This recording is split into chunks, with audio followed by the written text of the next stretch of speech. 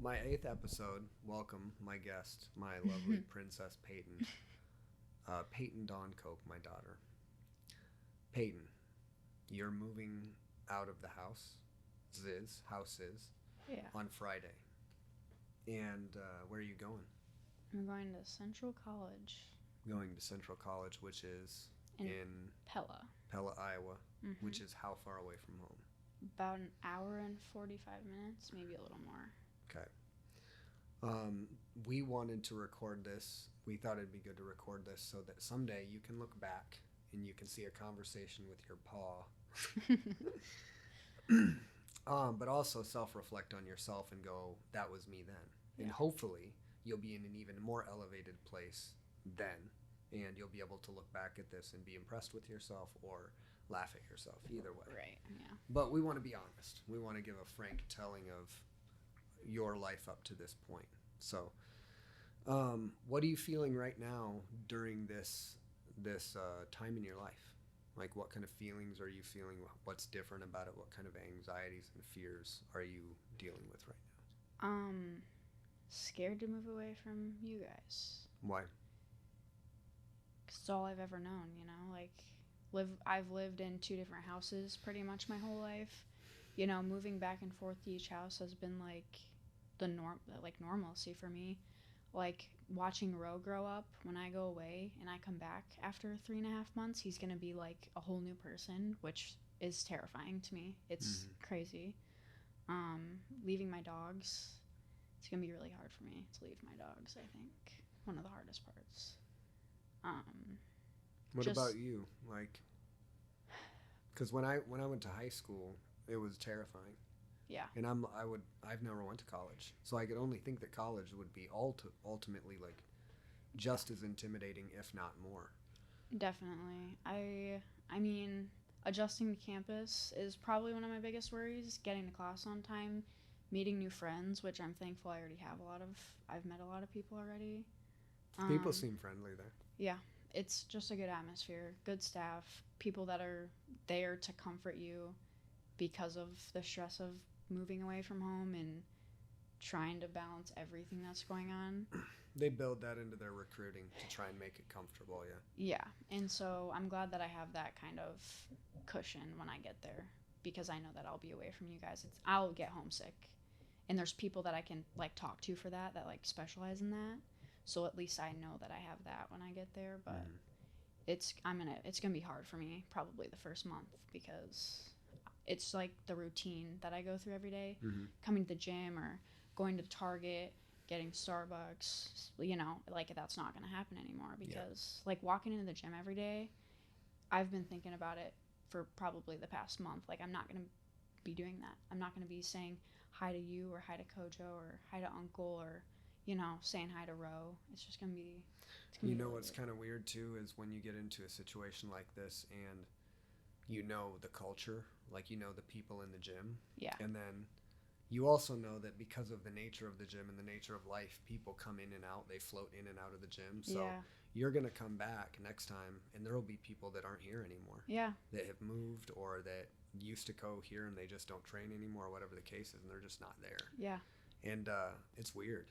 You know what I mean? It's like the first big leg into independence is kind of scary.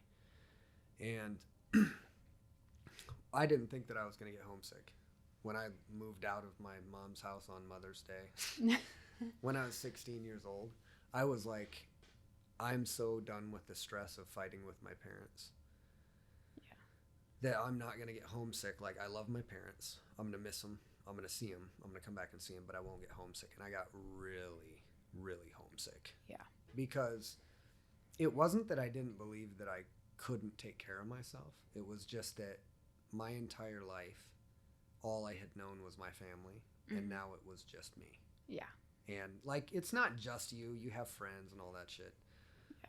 But really it is. You're kind of alone, and you feel like you're alone for the first time, and you realize now you are taking this big leap into the adulthood, the next phase of your life where you have to pay bills and things become real.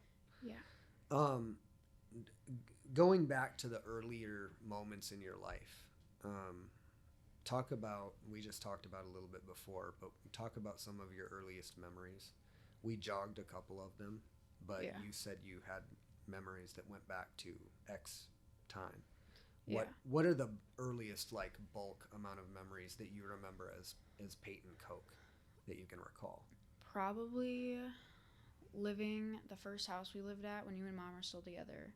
Mm-hmm. The youngest point. The vaguest though, right? That's the least of what you remember. Yeah, and I barely remember it. Like I said, I remember when Debo lived there with the pirate statue. Yeah. Freaked me out. I don't remember living there besides like Jade and Sammy. Yeah. It just the earliest thing I remember is that pirate statue, and we didn't live there anymore. Right. And so then, that burned itself in. Yeah.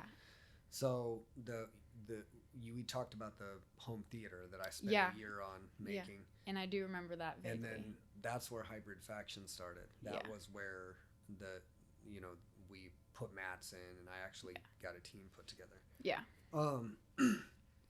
There was a hidden room that you don't even know about. I don't remember that. So we didn't talk about that when we just talked a little bit ago, so let me tell you about that. Yeah. The bar that had the bar top with the 3 evil clowns in the front. Mm-hmm.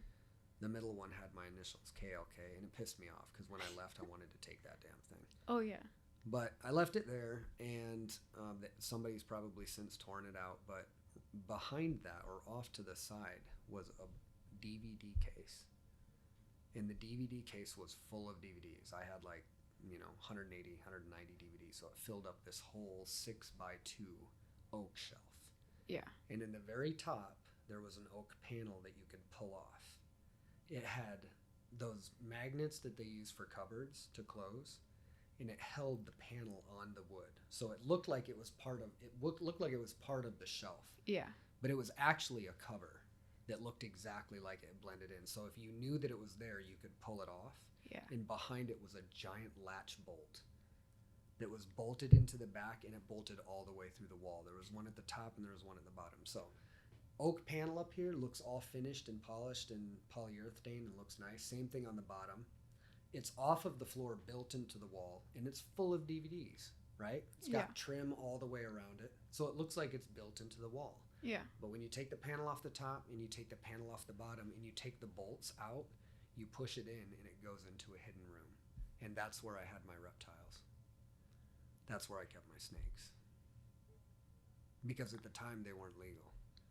You couldn't have constrictors in Cedar Rapids because some crazy vet, some crazy hyper ultra religious veterinarian 40, 50 years ago in Cedar Rapids cast all kinds of anti-reptile laws because they were in league with the devil. Oh. He petitioned for them with the city, and they banned them, and we're like, it's a ball python. And they're like, no, it'll kill babies. And we're like, no, it won't. Oh my god. It's not the succubus. Yeah. Oh. But I had built this secret room, and I thought it was going to be super awesome snake room, and it was just kind of like a hidden room that all I used it for was snakes. But nobody knew it was there. So there would be times that people come over and watch movies in the home theater, and they'd look back, and I'd be in the bar, and then they'd watch me walk through a wall. And they were like, holy shit, what just happened? What? And they'd walk over there, and they'd see this whole shelf of DVDs on huge hinges coming in. It was a secret room. I have no memory of that. It was the coolest shit I've ever done. And how old was I? Very young. Because I don't remember that. Toddler size. Yeah. When me and your grandpa built that thing, we built it so thick that it was like the bolts were the huge, thick iron rods that went right through the wall. So if you a 250-pound dude would have charged that and ran it, they would have knocked themselves out. It wouldn't have moved it at all. It was like the wall. Yeah, I don't remember. It was awesome. Don't remember. I wish I could remember it, but. Anyways, at this house, you have vague memories of Jade the pit bull. Yeah. And Samson the Boston Terrier, Sammy dog. Yeah. Those were your first puppies, I'm pretty sure. Yeah. Yep. After we left there, we went to Lamont. Mm-hmm. My friend Devin and Michelle bought our house to preserve the fight team, which was amazing. Yeah. And we actually had a short falling out because I felt so I was feeling a lot of anxiety leaving my team and moving so far away.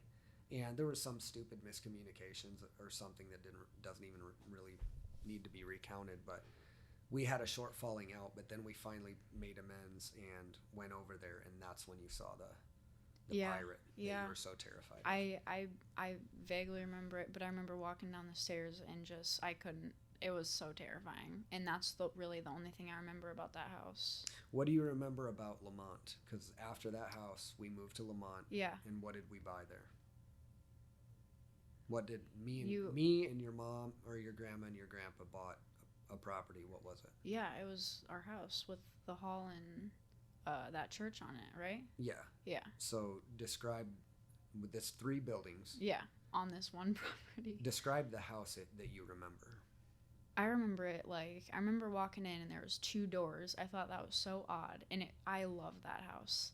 It was like stone, I don't know how to describe it, but limestone. Yeah, I don't remember what that one door was, but I remember walking in and there was the kitchen. There was that door that swung back and forth, going into the living room. I forgot about that. I remember that thing because I used to mess around and they used to yell at me. Yeah, the spring door. Yeah.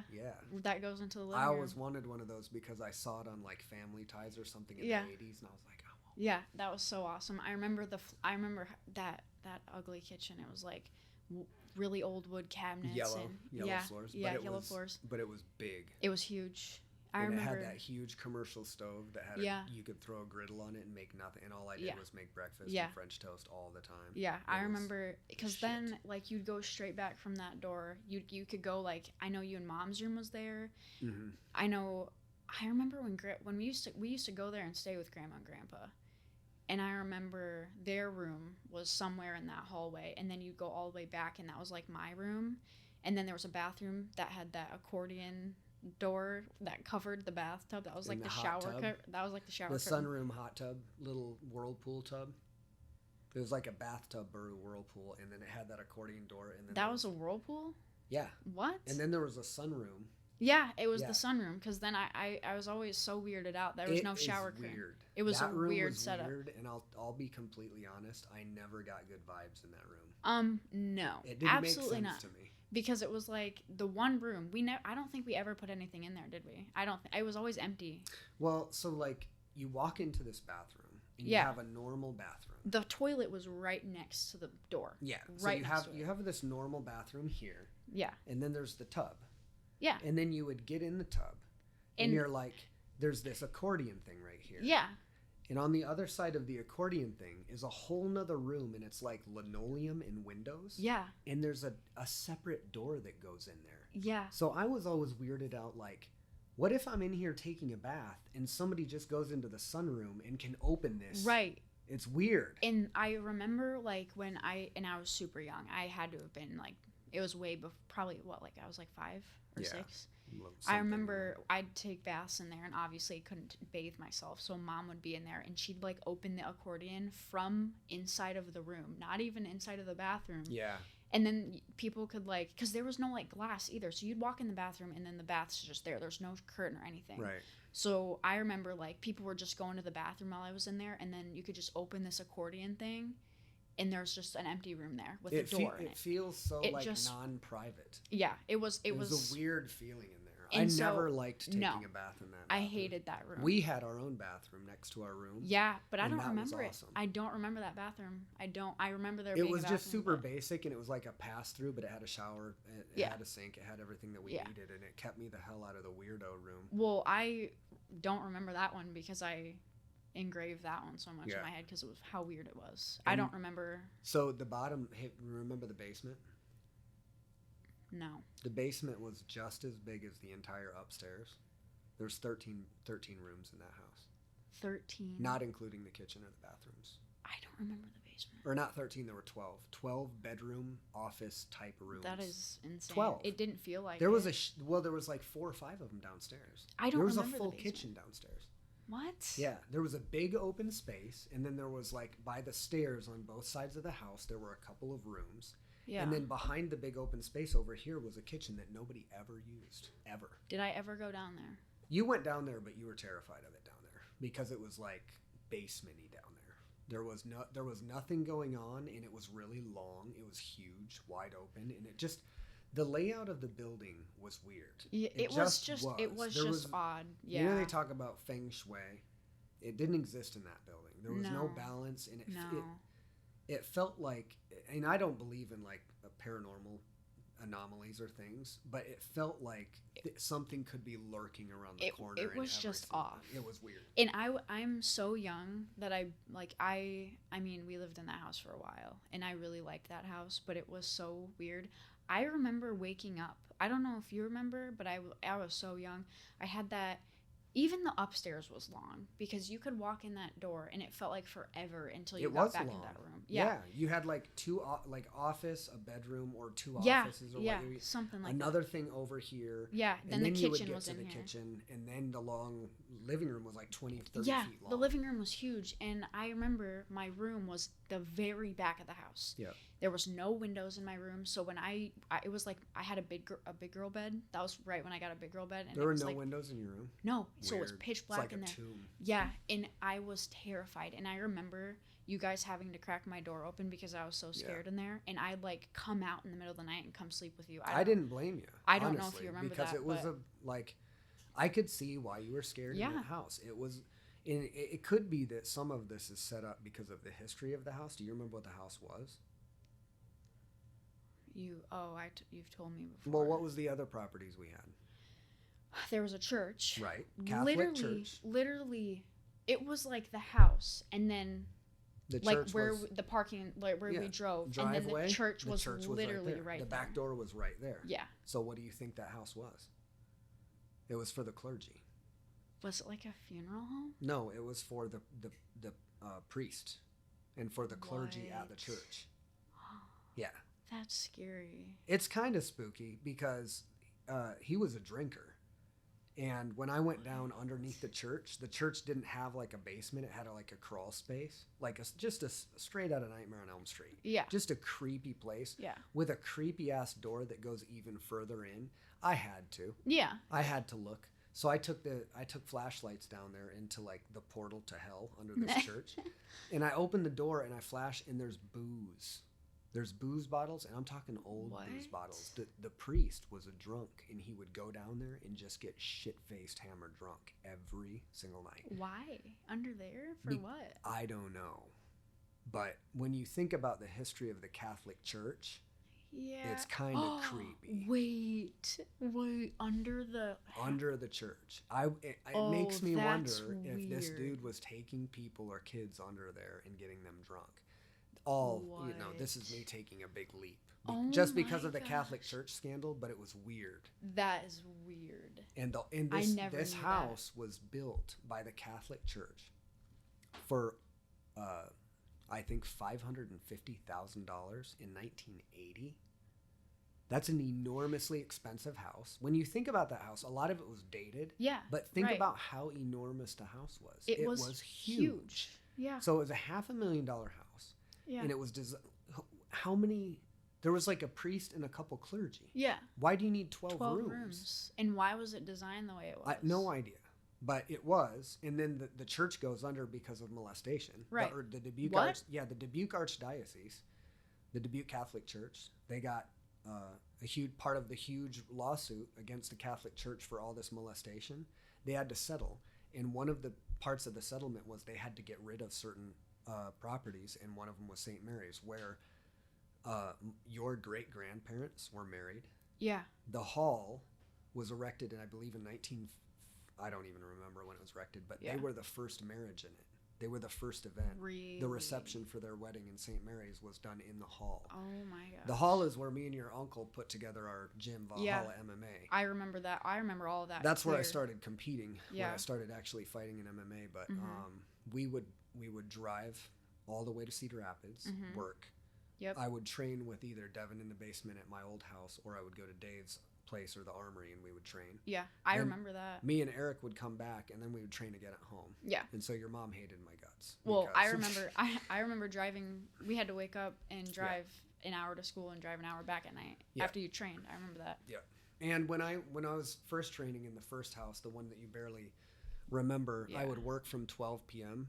to 9 p.m. I worked second shift. So I wouldn't see you all day. I would only see you for a Really? little bit at night, if I even saw you at night, and you'd be put down for sleep. Yeah. And then I would train. We would train. Devin and I and Jesse and these guys would train from 9:30 to like 11 o'clock at night. Yeah. I'm not going to sleep after I train Yeah.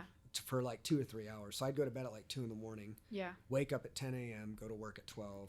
Over Oh and my over gosh. and over and over. Yeah. So, so when we moved to Lamont, you were talking about your sicknesses. Oh yeah. I don't know if that started in Lamont or if it started at Grandma's house here. I think it started in Lamont. I remember one time specifically in Lamont when you Really? came out of your I room and don't. you're like, I don't feel Maybe good. I do. Maybe I do. But I did get sick one time in Lamont though. Really bad. Yeah. It was on Halloween because I was Sandy from Grease. That's why you got sick? No, but it just happened to be that night because I Oh. remember my hair was super poofy and I was like projectile I think I vomiting remember everywhere. that actually. Yeah. Yeah. Yeah, but I wasn't faking it that time. But the other times, you might have been faking it. I don't know what was going on. I think you probably were just trying to get attention, or Maybe, you had maybe, I don't know. anxiety. You never know. But, Yeah. so we left that house. We left the house in Lamont, and this is the house where you like start to remember probably quite a bit of things. I remember a lot. Lamont quite a bit. Right. Because I remember the dog house in the back when I tried to be a dog that one time. Yep. Remember that? I ate dog food and you're like, I'm gonna leave you out in the kennel, and then I just Didn't pan out for you. No. You decided not to be a dog in about 10 minutes. Yeah, but I remember Milo out there. Yep. Milo And- passed away out there. Yeah, he did. We never- never saw him again. It was really strange because Milo got hurt. Milo was my parents' dogs, and he was old. He Yeah. was really old. I barely remember him, but And he was getting sober, and he went out there, and he followed my dad around all the time, and my dad never really had to call him away. Right. And there's this common thing about dogs where like people report that dogs will go away to die. Yeah. And it's almost like their loyalty to you is so much that they know it's going to hurt you to know that they've passed. So Yeah. you just never know, Mhm. which is kind of just like haunting and amazing and sad. But Milo did that. He Yeah. just went away one day, And we never- nobody ever saw him again. Yeah. And it wasn't like he wasn't moving around well enough to even get to a road. He was just kind of like hobbling and following my dad, and he was Yeah. really old at that time. And like I'm 100% sure Oh yeah. that he just went somewhere to die, and that's crazy to me. It really is sad. They had that dog for a long A long time. And he was around like my whole childhood, Mhm. but one day I just remember you guys saying that he never came back. Never came back. And I Yeah. remember that pretty clear. There was that there was the house, and then there was the dog kennel, and then there was like that all the trees back there with Mhm. like all the bushes and stuff. Yep. And you guys were talking about how he just probably went past that and then Yeah. never Found came a back. place. Yeah. Yeah. It's crazy to think about like my lifetime now, how many dogs I've had and how many have passed. Yeah. And like I had Jade for 9 years of my life with your mom and gone. Yeah. You know? She's been gone for so long now. How long has that I don't even know. I don't do dates. I don't No. pay any attention to dates, and I don't pay any attention to time because it goes fast enough. Yeah. And I like just living in the moment as much as I possibly can. And when I do that, I remember a lot. So I feel like I don't really think about those times, but when I want to go back to them, I feel like I can access them pretty easily. Yeah. And some of them weren't always fun, and your mind naturally pushes some of the unfun stuff down. Yeah. But I think that's one of the big things. I don't have any real concept of time. Yeah. Even when there's people in the gym, like one of our great students, Esteban. You know Esteban. You've met Esteban Probably. Yeah. Well, he just became a lifetime member. He's been in the gym for 2 years. Mhm. I would have never guessed that or believed that. I would have thought maybe he'd been there for like a year. Yeah. And it's not that I don't notice his effort because I roll with him. Yeah. You know what I mean? Yeah. Like I see him improving. I just have no concept of time, and I think Right. like because life moves so quickly and people take it for granted so much, that's why I just Yeah. don't want to know. I just Right. want to live every single day as a different day. Mhm. So after Yeah. Lamont, what happened? Where did we go? What's your memory take you to after that? So I don't know what the order was, in what order, but Grandma and Grandpa lived at Lamont. Maybe they lived there first. No, they lived in the house Grandma lives in now. Still. Because of the train incident. I don't remember that, but Should we talk about it? Yeah, probably. So we're carpooling, Yeah. or not really carpooling, but we're commuting, I guess. Yeah. 1 hour from Lamont, Iowa, middle of nowhere. Right. Nothing going on there. No, Dwindling town full of old people and meth holdouts. Yeah. Yeah. And we have this great big property that we bought, this stained glass filled Catholic church with a 100-foot by 50-foot brick rectory hall and a steel roof and a 12-bedroom house for $70,000. That's all? Yep. Oh, wow. It was auctioned off from the molesters. Oh, good. And so we picked that up for cheap, and we ended up making a decent profit off of it in the end. But the deal was I was going to start my MMA empire there. Yeah. Fail again. Me and your uncle build this gym, and we start training there, and we're competing there. And at this point, I'm training like straight up G. Like, yeah. We trained. That's not to take away from the hybrid faction because that's where I got my G-dom from, I guess. Yeah. But me and your uncle were just living the shit. Oh, we yeah. were driving to train and driving to train, and it was obsessive. And it became obsessive because at that time I was competing, and if I'm competing, I'm not fucking around. Yeah. So we were training really, really hard, and this involved driving to Cedar Rapids to work at Transamerica because right when we bought the house, I got laid off from McLeod, and then McLeod subsequently went to the crapper, which is no surprise if you knew how it was managed. Yeah, I heard a bunch of stories about that. I tried my best, McLeod people. I got laid off after like the third round. I finally got clipped, and I got a job at Transamerica making like $12,000 or $13,000 a year less, but I'm like, I need work, I need money. I got a severance package from McLeod. It was all good. We had some time to wait, and I was like, well, F it, I'm gonna buy a brand new Mustang GT. Yeah. YOLO. Yep, I remember. And the Mustang was great, and I missed the Mustang. I remember riding I think of her fondly. Yeah. But we're driving. I don't want to drive the Mustang every day. Yeah. So I think we had the Maxima. The purple Maxima. And we're driving the Maxima. Great car. We're driving the Maxima, and it's foggy out. And I'm, in the morning time, I have this habit of taking a blanket with me because it's cold as shit on Highway 20 with the wind blowing. Yeah. And I'm sleeping. Your mom's driving up, and I'm driving back. She takes morning, I take night. I remember that. And two stories. One, as I'm coming out of the house with the blanket one day, I don't know that apparently I snag an enormous spider. And I get into the car and I shut the door and I'm cuddled up with the blanket and I fall asleep and a fly falls on my face. And I'm like, oh my God. And then it lands, it like kind of wakes me up and I'm not, I'm still kind of sleeping. I fall asleep again and it lands on my face again and I swat it, but it's not a fly. Because it's too fucking big. It's big and it's hard. And now it's off my face and somewhere else. And I wake up and immediately I'm like, that's not a fly. And I look down and there it is. Oh. And I'm like, Tish, slow down the car and pull the car over to the side of the road. And she's like, why? Why? Why? And I'm like, I'm telling you calmly so that you don't elevate. Right. So please don't elevate and just pull the fucking car over. Why? I'm like, pull the car over. There's a spider. And she looks down. Rah! She almost crashes the car anyway. Pulls over to the side of the road. We take care of the spider. Right, yeah. But this is the deal. Now you guys are in daycare school. And you need to come with us and then come with us back every single day. So you're commuting for 2 hours every single day. And that sucks. Yeah. But it gives us time as a family to hang out and talk or sleep or whatever. And we're driving down Highway 20 one day. Now, I would take this highway every weekend with your grandpa to go see Grandpa Vince and Grandma Lois, who live in Lamont from Cedar Rapids.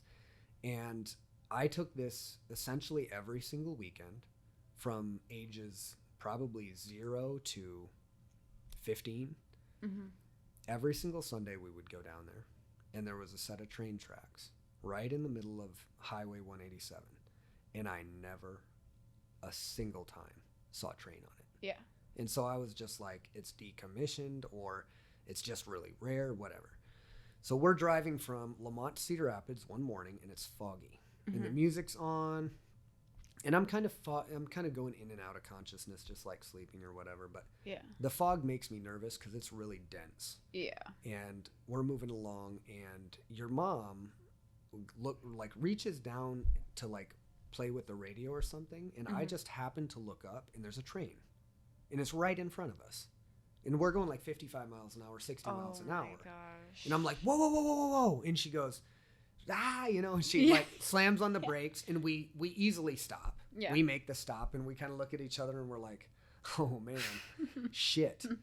And then a huge explosion right in front of us, like nothing normal. Right. And I'm like, back up the car, because we were close. Yeah. And she throws it in reverse, and we go back. This is the middle of nowhere. Yeah. There's no cars waiting. We're in the middle of the highway, and it's foggy, and something just blew up in front of us. Yeah. The train is hauling ass. I mean, it's going like 55, 60 miles an hour. Yeah. It's hauling ass. It just disappears. Right? So there's this huge explosion in this train, and then it's gone. The train, like the end of the train, the tail end of the train is whatever exploded and kept going on. And like nothing's making sense. Yeah. It's super foggy. It's super smoky now. I can't see anything. And so I get out of the car and I circle around and I walk up there. And as the mist settles, I'm not bullshitting you, it's just like a movie, the outline of a huge semi-truck comes through the fog. And I realize what has happened. It dawns on me what's happened. Yeah. This guy didn't see the train coming either, and he slammed headfirst right into this goddamn thing while it was going 50 miles an hour, and it shredded the front of his semi to complete pieces. Right? Yeah. I don't see like an engine and wheels. They're gone. I just see what's left of a piece of sheet metal, and then there's a broken windshield, and then there's the cab. Yeah. The front of the semi is gone. The engine is like 40 feet over there. I can see it. I can see the engine block sitting over there on the tracks. And then I see this guy's hand, like a movie, reach up and grab the top of his wheel and pull himself up. And there's like no eye. It's just pouring blood out of his eye socket. His eye's gone. And he doesn't know what's going on. He was knocked unconscious and like injured bad. Yeah. There's fuel. I'm assuming diesel, which is not easy to catch, but it can catch, dumping all over the floor or the ground. And I'm like, hey man, I don't know if you can hear me, but you need to get out of there and get away from this scene, and I'll help you, but you got to get out of there. Yeah. And he doesn't know what the hell I'm talking about. Like he has no idea what's going on. He slowly gets off and like stumbles off the truck, and he's in complete shock. Yeah. That whatever I'm saying to him, he ain't getting. So I take him down and I sit him down on like this little, I don't even know what it was, on the ground. And he gets up and starts walking away. I'm like, sir, no, you got to come back here. We called the ambulance. Yeah. There's nobody out there. Right. It's just like us. Right. And so I called the ambulance. After about 3 or 4 minutes, some natural traffic that just happens to be passing on 187 sees it, stops. There's shit all over the place. Oh, yeah. And so me and your mom call into work, and we're like, hey, I have to talk to the authorities or whatever and make sure this guy's okay, but I'll be a little bit late. And they're like, cool, they got it. Yeah. So I get into work, and I'm like, wow, that was crazy. And I start thinking about it. And what I realized was, I didn't realize this at first, this semi, after the train had passed and we looked up and the smoke had cleared, was in our lane. Your lane? Yes. In front of you? It was in our lane. The reason it was in our lane is because this semi going who knows how fast slammed on his brakes and was able to see the end of the train and tried to swerve off to miss the train. Well, he didn't miss the train. He ended up hitting the very tail end of the train and ripped the front of his shit off, right? Yeah. But if he would have missed the train, he would have hit us, and we'd be dead. And we would have never, ever, ever seen it coming. We would have seen a train pass, and then we would have seen 18 wheels mow us over and kill everybody in the car. And when that's dawned on me, when I was like, oh my God, he swerved, and the train was that close to being done. That could have been one of those final destination moments where everybody in that car was gone. There would have been no way we would have survived that thing. None of us. And there would have been no way we could have even seen it coming. And I've talked to you about this stuff.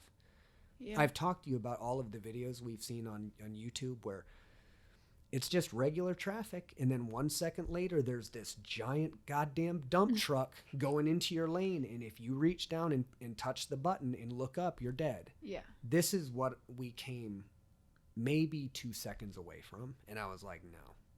I was like, Mom, Dad, Mom, you're close to retirement. Dad, you're retired. Yeah. Like, we are going to be driving every day. I don't want to put the kids' lives in risk because we've been doing this for now 18 months or whatever. And we almost got killed. Right.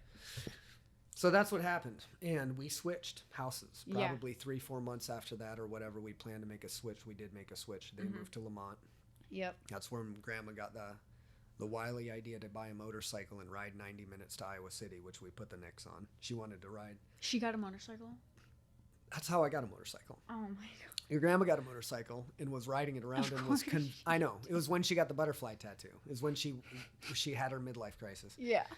And she got this motorcycle and she got licensed for it and she couldn't handle it. It was just too big. And she almost wiped out. Oh my And gosh. she was like, well, it's really good on gas, so I'm going to ride this to work. I'm like, Grandma, Mom, if you ride a motorcycle and you're not even really that good at it yet, on the interstate, every single day, for 90 minutes at a time, you are going to die. Yeah. I will not. I put my foot down here. The odds say you're gonna die, and you're probably gonna die in a year. And I just sell the bike. Yeah.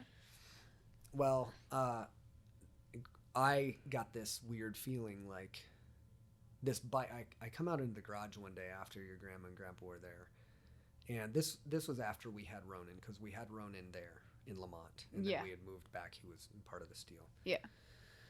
But what the hell was I talking about? I lost my train of thought. You're talking about you got an odd feeling with the motorcycle. Oh yeah, the motorcycle was sitting in the garage and it wasn't doing anything. It made me sad that my mom had bought this and it wasn't going to be used. Yeah. Grandpa was like, she can't handle that. She needs to get rid of that. She's going to end up killing herself. And so I see this motorcycle. I'm like, how sad that this thing is here and just not being used. Yeah. And so I went up to Grandpa. I'm like, Dad, can you give me a rundown on just the clutch here? I'm going to just take this for a roll around. We're in Lamont. Right. There's nobody here. No. I'm going to just take it for a spin around the block. I've never actually operated a bike. And so Grandpa gives me the rundown on how to do this and how to control the clutch of a motorcycle. And I get on this bike and I find the friction point and I find how to get out of first gear and how to put it in neutral and all this stuff. And so I start rolling. He gets me rolling and I go up and down the block a couple times just in first gear, just used to balancing the bike. Yeah. And then I rode the bike around the block and I got to like second gear and I downshifted into first gear and that was it. I went from first gear to second gear to first gear and then I stopped. And then I went first gear, second gear, third gear, second gear, first gear. And I'm like, I'm getting a bike. Yeah. As soon as I knew that I could control that thing, I was going like 25, 30 miles an hour at the highest, on the highest straightaway. Yeah. And I felt like stallion in the wind. Yeah, I remember. I pulled up and Grandpa goes, what'd you think? And I go, I think I'm getting a motorcycle. Yeah. And that was the first time I got a bike. Yeah. So. Yeah. I remember, I don't know if it was that time, but I don't know, I think it maybe was because I remember riding around Lamont on a motorcycle. So what happened was your mom ended up selling that bike, or your grandma sold that bike. Yeah. I went to McGrath, Metro, or not McGrath, it was McGrath. It was McGrath Power Sports. And I got a Honda Shadow because that's what she had. And so that's what I wanted to get. But I got like this blue bike. It was a Honda Shadow, same 750, but it looked more like a bobber style bike, and it had flames on it. It was blue with silver flames. Those flames. Yep. I remember that bike. Yep. Now that bike was fun, but it was like 750 cc's, not a lot of power. Like once you get up to 60, 65, it's buzzing pretty high. Yeah. And it can't take anything higher than that. And I don't like to go really fast either, but I don't want to feel like my machine is pushing itself. And so I ended up trading that in. Actually, we'll talk about that in just a little bit, but we ended up swapping houses, moved back to Cedar Rapids, and the house that at that point in time, your grandma and grandpa's house had not been refinished at all. No. So it was still very dated and very cold and uninsulated. And I think with your mom at the time, she wasn't working for a big part of the time that we were in Lamont. Yeah. She was there with you, which is actually, in hindsight, amazing. Because at an early point in your development, you always had a caretaker there to guide you, which is taken for granted. Not a lot of people get that. And we wanted that. Yeah. I wanted, with the less rent that we were paying, we didn't really think about gas. We should have, because it was a lot. But we were trying to think about, like, just her not having to go to Cedar Rapids to work, her doing daycare or something like that. Yeah. We wanted to be a one-income family and have her there for you. Yeah. Ultimately, she ended up going back to work, but not for a while.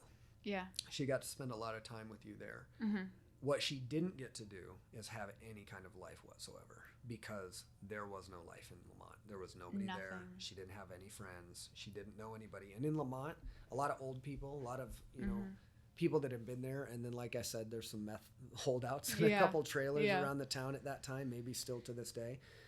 But there's just not a lot popping there, and people don't generally reach out very much to make friends with people. So she felt really, really alone and bored out of her mind. When we got back to Cedar Rapids, I think that was cured a little bit, but the house that we lived in, Mom and Grandpa and Grandma's house, was so dated. They had scheduled to get it renovated, but they hadn't done it, and we moved in, and it sucked. It just wasn't. I remember it. I remember what it looked like. It was a house, and it had everything that we needed, but it was old. But it was so and man. It was dated and kind of in the middle of being repaired. Yeah. And fixed up. So everything was either under just construction old. or Yeah, dated. it was just old. Yeah. And it wasn't a comfortable place. You know, if we were moving around all over the place, it was dull. And I think that was kind of what ended up driving your mom nuts. Yeah, yeah. Like, she just was not happy there. We had moved over and over and over. Yeah, and we did move a lot. I think part of the problem was, like, originally with your mom, it was like hybrid faction in the basement. Took a lot of time.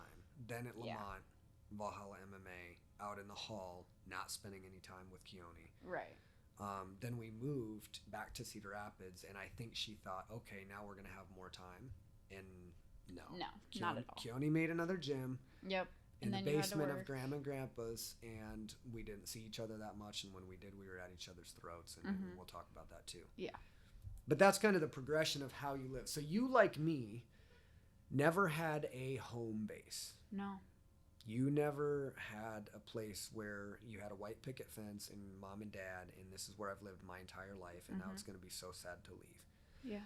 And that's probably why it was easy for you to be independent when you got a car and you could just kind of do your own thing. Yeah. What are the earliest traumas for you? What are the things in your life up to the 18 years that have hurt the worst? Probably you and Mom's divorce. Just because that happened at such an, like, I was so young. How young were you? I'm going to say I was probably 6. It was 11 years ago. In July, I believe, 11 years ago. So I had to have been around. Might be 12, I don't know. But yeah, you were young. Yeah, I was around 6 or 7 maybe. 5, 6, 7, around there. Do you remember happy memories before that time? Yeah. What do you remember? I remember, like, just Lamont. I mean. That's where we had Ronan. It's really hard because I don't even remember when Ronan was born. He was born in Lamont. Yeah, I know he was, but I don't remember. I remember spending time together with you guys, but I don't remember. It's very hazy. Like, I don't. So what hurt the most about the divorce? Because when I was a kid, that was my greatest fear. Yeah. When I was a kid, the greatest fear of reality in life is that my parents could get a divorce and they got separated. So it was like, I was teased with it, and it was terrifying to me. And even when they were separated and they were talking to me and telling me there was a good chance they were going to be back together when this happened or that happened, there was still a part of me that was just absolutely terrified that it wasn't going to happen. Yeah. I remember we moved back to Grandma and Grandpa's. It was after that. I was super young. I remember I took a nap. You guys put me down for a nap.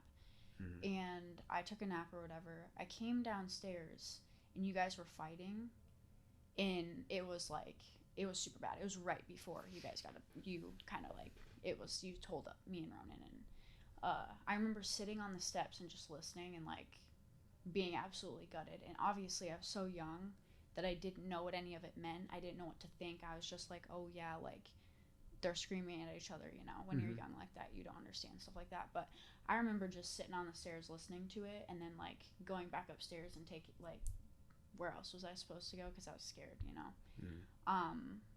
I don't really, that's like a core memory. And then I don't really remember anything after that until I went to Polk. I think it was my last year at Polk, or maybe I was in first or second grade. I'm not really sure. That sounds about right. Yeah, I think I was in first grade because I was pretty young. But Mom came and picked me up early from school because you guys had to go sign the papers and finalize it. I remember her saying that to me, like it was being finalized. You guys, and she was like, she just told me that you guys weren't going to be together anymore. That's a core memory. And then I don't remember really anything after that until Mom.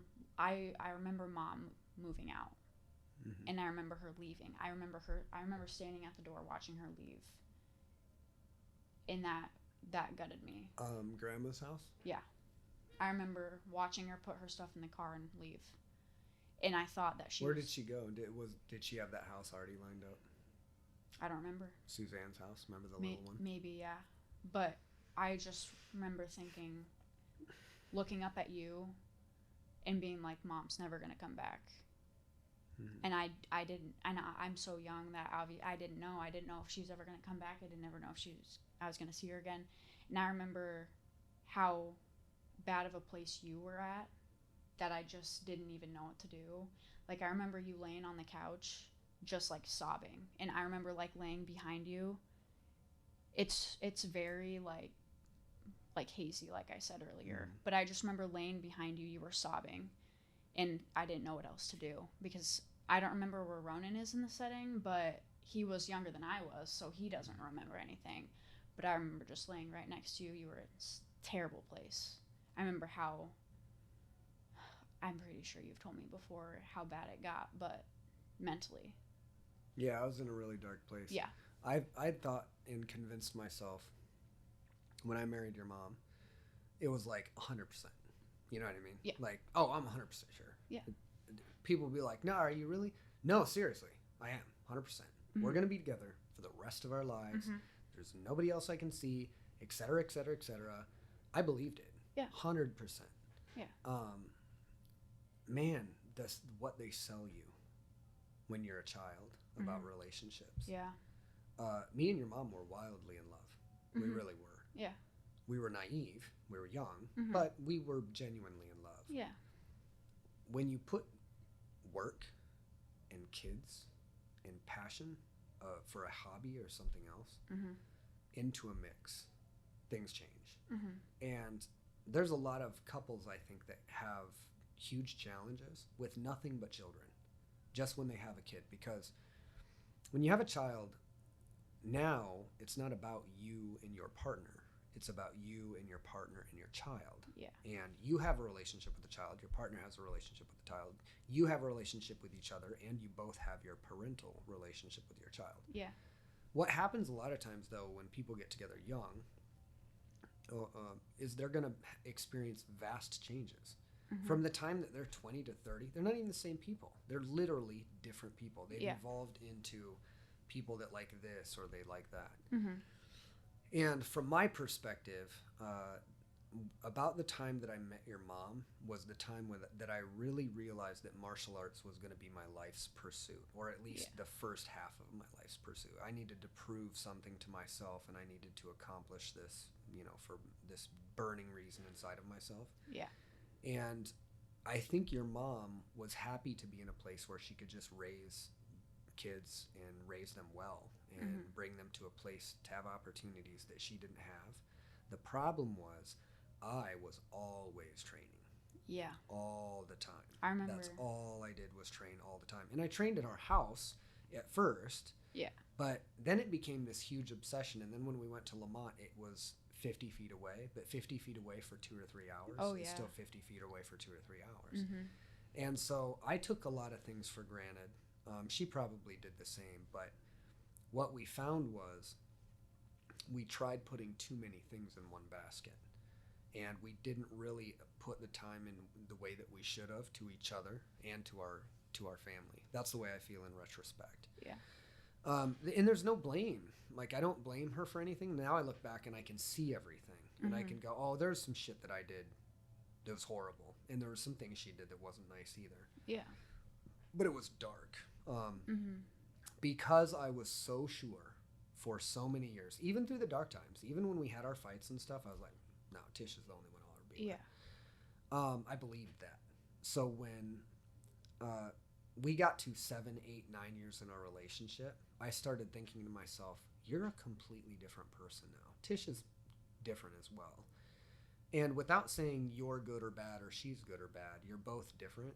And things started creeping into my mind like, why didn't I date more? Why didn't I, when I was younger, experience more things now?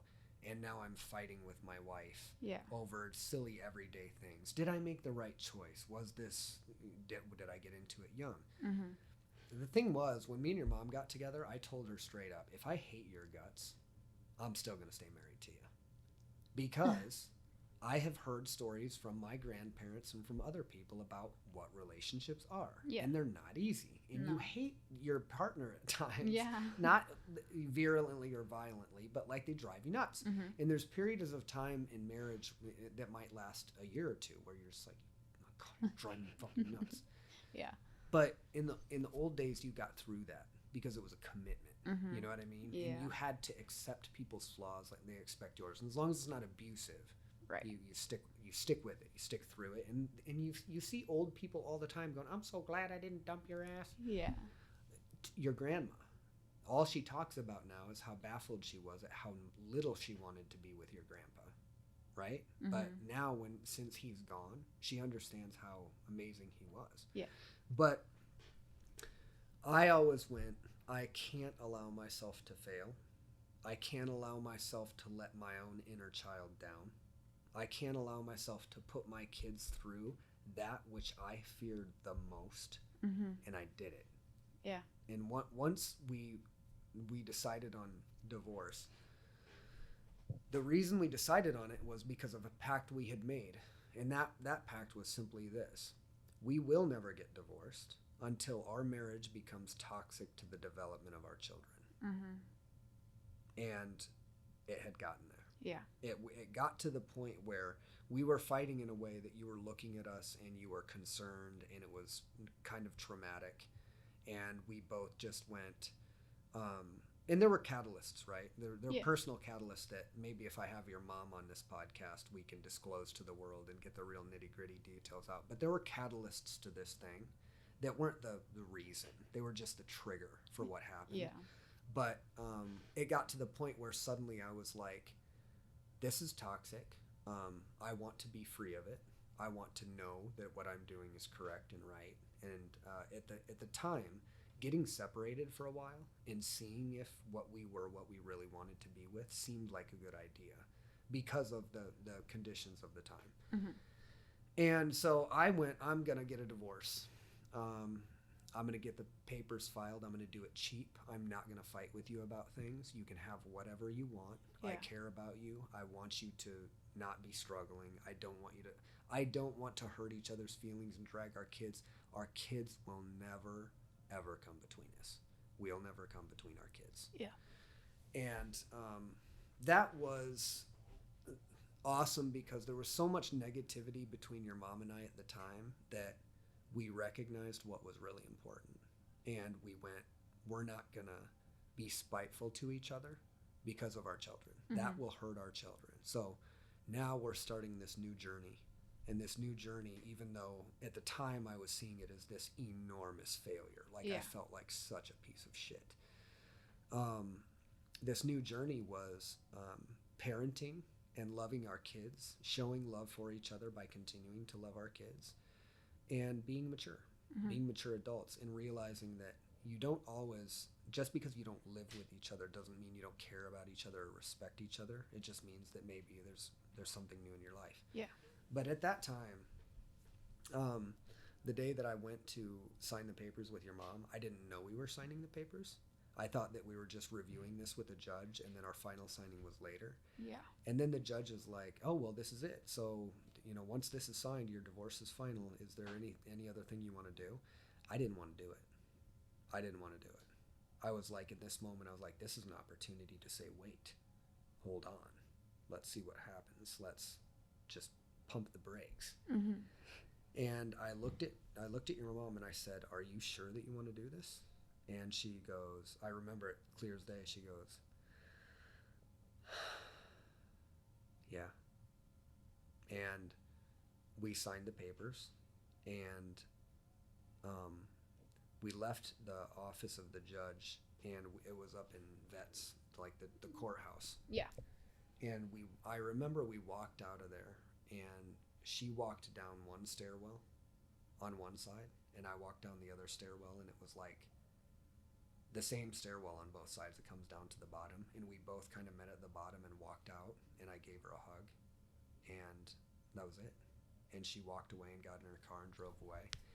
I got in Grandpa's truck that I was driving at the time and drove away, and Bruno Mars song, You're Beautiful Just the Way You Are, I remember you telling me about and this. I just completely broke down. Yeah. Like I had never felt such a failure and such a sense of loss in love in my entire life. And it was, I've never felt that kind of, I don't want to say I never felt that kind of hurt, because I have since then, but at that point, I had never felt that. And I felt like this love of my life, this high school sweetheart, shall we say, of mine, I had lost. Yeah. I had failed somehow, and I did, and she failed me, but we didn't really lose each other. We just kind of found out who we both were, and that didn't line up anymore. Yeah.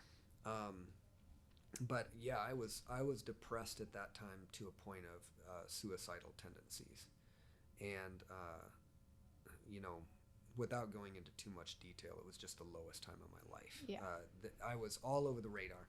I wanted to date people, and then I wanted to get back together with your mom, and then I wanted to date people, and then I wanted to get back together with your mom. I do distinctly remember that, because I remember how bad of a place you were in. Like I said, when you were sitting there like sobbing, I just didn't even know what to do, because it hurt me. Mm-hmm. It hurt me so bad that I was so young that I still remember it right now. Yeah. Clear as day. Well, you remember when you see your parents broken. Yeah. When you see, like, my dad didn't cry very much. I think I've seen my dad cry twice. He cried at his mom's funeral, mm-hmm. and he cried at a dinner table in our apartment when he was talking about the son that he knew he had that he had never met, who I've never met, my long lost brother. Yeah. That was it. 2 times in my entire life, and mm-hmm. those two times were really profound, because they mark something traumatic. Yeah. They go, wow, this person, this superhero, my dad's the strongest guy in the whole world, and he's broken. That's scary. It is. It's scary to know that your rock can shatter. Mm-hmm. And I've only seen you cry that time, and probably maybe a few others. I cry every day when I watch Facebook videos. Really? Yeah, dude. Well, when you get older and people pass away, and you see, I literally cry. I don't sob. Right? Yeah. No. Yeah. I shed a tear every day. I shed a tear almost every single day, because on my social media, I've unfollowed everything that's shit, mm-hmm. and I get a lot of good stuff. I get a lot of positive stuff in my news feed, because that's the shit that I like. Yeah. And I see, like, if I see, like, a veteran of a video of a veteran coming home and surprising their kids, I cry. I'll cry too. Dog videos, dog rescue videos, I'll cry my goddamn eyes out. Me too. It takes almost nothing. I saw in the promo for this thing that I posted today, mm-hmm. just randomly, I'm looking through my Instagram feed, and a video happens to pass by, a reel of a father watching his daughter going off to college, walking out of the car. His wife, like, I don't even know if you've seen this, but I posted about you on Instagram about this announcement for this podcast. Yeah. There's 2 things. There's my regular podcast cover with your name on it, but then there's a video. Oh, I didn't watch the video. I didn't pay attention to the video is a wife recording her husband sending his daughter off to college, like, through the window. He's not seeing it, and he's just broken. Really? He just like, you can see it hurts so bad to let his daughter go. And I see stuff like that and I just tear up. Yeah. You know what I mean? Life is so beautiful that there's a lot of people spending a lot of time focusing on all the bad shit, but there's so much good happening that's not being reported. And I feel like now, after I've lost in my life and I've failed in my life and I've had to learn really, really hard emotional lessons, it's so easy to enjoy things when they're just normal. Yeah. When you have a normal life and you can get along with your family and like generally you're happy and you feel fulfilled, like, yeah, it's easy to look at life so beautifully that you can shed a tear every day. And, you know, when I was a kid, I'd be like, when I was a kid, I was insecure as hell. I was so insecure I couldn't even talk to girls, and I would have went, that guy's a pussy. And now I could smack that kid around and hold him down. Yeah. And would do whatever I want to him. And I babble like a baby when I see videos of puppies being saved and shit, you know? Yeah. And that's a good thing. I'm really happy about that. There was a college coach that said, if you're really appreciative of life and the beauty of life, you should find a reason to cry every day, even if it's just having a great family that cares about you. Yeah. And knowing that their time here is finite. You know what I'm saying? Yeah. So, the divorce, I was a mess. I had violent fits of rage, not where I would, you know, beat you guys up, but where I would smash things and throw shit. Yeah, Yeah.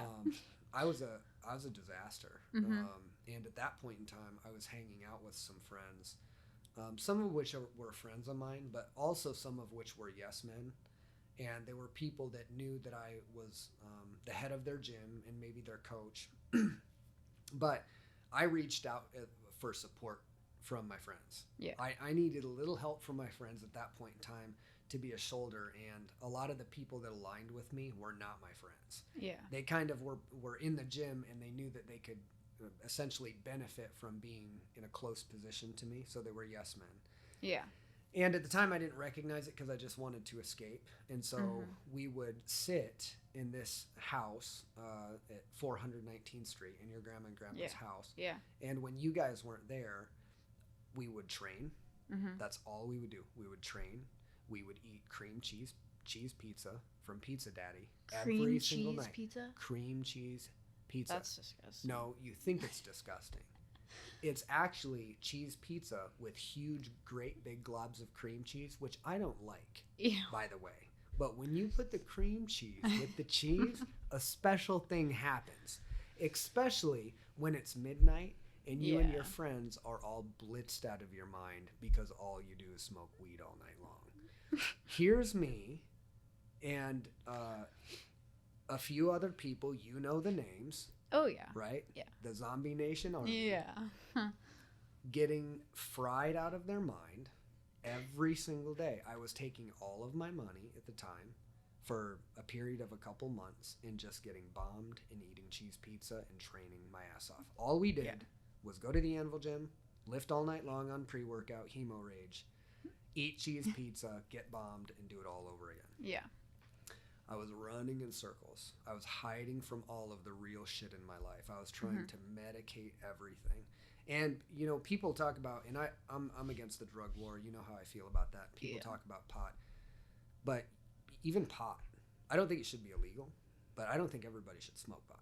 Yeah. I don't think everybody at every part of their life, it's a good thing for them. I don't think the same about booze or anything else. But at that point in time, I was medicating big time. If I was drinking at any point in time with frequency, not like, you know, hardcore, but with frequency, it was during that time. Yeah. And I was trying to just get away. I was trying to escape the reality of the divorce and what I really lost, which was somebody that I cared very much about, and the people that I really let down, which was my kids. The idea at the time that I wouldn't be with your mom and be a family to you guys, and we would go in two different directions, was just really hard for me to bear. I remember it was very different. Like, I don't remember going to live with mom. I only remember being with you and feeling it was just empty. It felt empty without mom there, and I don't remember where mom went, but I don't have any memory of living with her until, like... Do you remember Suzanne's little house? The little one that your mom rented back behind by where Come and Go is right now. Oh, yeah, I guess so. Yeah. That was the house she moved into? I'm pretty sure. Pretty sure she moved. Really? I'm pretty sure Suzanne told Beeler her Court. about that. Beeler Or Court. no, you lived in Suzanne's old house, I think, that pink house. And then you moved to Beeler Court. Pink house. I think so. Because Suzanne lived in like some pink duplex or some shit. And I think your mom moved in with her for a minute. Or if she didn't, she moved right to Beeler Court. I remember everything about Beeler Court, but I don't remember that being right after. Because I was in like 5th grade when we lived in Beeler Court. Well, you lived in Beeler Court for a while. Yeah, we did, but... So I know that when she started dating Dustin, she was living there. Yeah, I remember that. Yeah. Because I remember meeting him, and I do remember it. You guys got divorced. I don't know how long it took, but right over here where that vacuum place is, where you were building that gym, that was going to be like your first location. Yeah. That fell through. It didn't fall through. Well, people scam the shit out of yeah. some dirt bags. We won't name their names, but they're dirt bags. I don't remember how it all aligned, but I remember Mom bringing Dustin there while you guys were working on it, and I remember how defeated it killed me. She didn't bring Dustin there. She brought you there. No, Dustin was there because... No, I promise you he wasn't. What? I promise. Then what time was that? He would not have been there. Because I remember what happened was your mom brought you to see me. Oh, yeah. And okay. I was just getting off the phone with a property owner who I was telling I was going to take to court. I was on the phone with this guy going, fine, I'll see you on court. I'm taking all my tools out. We were 3 days from being done. Yeah. And then this guy, after we do all these thousands of dollars of work and I dump my whole 401k into it, this guy says, you owe me 2 months rent. Right. And I had all these recordings. I had this written lease contract and everything. It went to small claims, and like the judge treated me like a piece of shit. My lawyer didn't show up because she was gambling her client's profits away, and she would later get disbarred. Oh. She was stripped of her right to practice law because she was gambling her client's money and overcharging her clients. Yeah. So I wasn't represented in court. It got thrown out. I lost all my money. Mm-hmm. And the day that I found out I was going to be going to court was the night, like right after I got off the phone. I'm like, fine, I'll see you in court. And then your mom's there. Yeah. And like, I was so low at that point. I was like so defeated. I'd put so much work. Yeah. I'd hurt my shoulder, so I was working one arm for like 2 months in that place. Yeah. You guys were sleeping on the floor. Then I find out this happens, and your mom shows up with you, and I'm like, literally at this point, I'm like, Tish, I need you. Yeah. I remember that. And then she's like, no, I'm going on a date with Dustin. Correct. Oh my gosh. I remember that so clear now because I remember the look on your face, and I just stood there and I was like, yep. Because I didn't know that either. I didn't know she was going on a date, and I was like, and she was happy about it. Yeah, she was happy about it. She was not only happy about it, she was happy to tell me about it, and she was perfectly deserving because I was a piece of shit. And I was 100% sure that I was going to get back together with your mom. That's what I told myself. And we're going to get back together. You told me that too. We're going to end up getting back together. We're going to get back together. But the problem was, I also told her, I want to date other people. Yeah. I want to know for sure. That, and now I'm looking at this initially, I'm all mixed up emotionally, but I'm looking at this initially as my opportunity to find out if there is somebody else out there that's a better fit for the rest of my life. Because the rest of my life and the rest of Tish's life is a long time. And if we can't stand each other, whatever the case may be, I'm not going to put my kids through years of that type of abuse. Yeah. So I thought it was a great idea at first. And then I got out into the dating pool. Yeah. And I realized that there was nobody in the dating pool, and that I had taken a lot of things for granted, and maybe things weren't what I had thought, and maybe I'd made a mistake. Yeah. So now, about this time, I'm going, man, this is going to be tough. Like, I'm now trying to go all in to create this business now that I'm divorced and I've just got a huge setback. I'm starting to rethink things. And I was literally at this moment, not because of the call that I had with the guy, but because I'd kind of come to this point after I dated a couple people and was just like, no. Yeah. I was like, let's try to get back together again. Then she told me that she was going to be with Dustin. It was like she took power back into her hands. And she felt empowered. The whole time, your mom was freaking out and like half stalkering me because I was dating people, and it drove her nuts. And she wanted to get back together. And I wanted to get back together too, but I wanted to do my little thing first. Then when she brought it back on me, I didn't like it. Yeah. And she did like that I was feeling that I didn't like it. She immediately saw from me, I completely lost my mind. Yeah. When I knew that there was a chance that I was going to lose her now because of my own mistake potentially, and I wouldn't get at least a chance to see if maybe we could work it out. Right. I kind of lost my mind. Yeah. And I even got a hold of her new boyfriend. Yeah. And I said, hey, nothing personal, but this is my family, and I'm trying to make this work with my family. And not talking about your relationship with Tish or my relationship with Tish, but man to man. I think that you should step aside.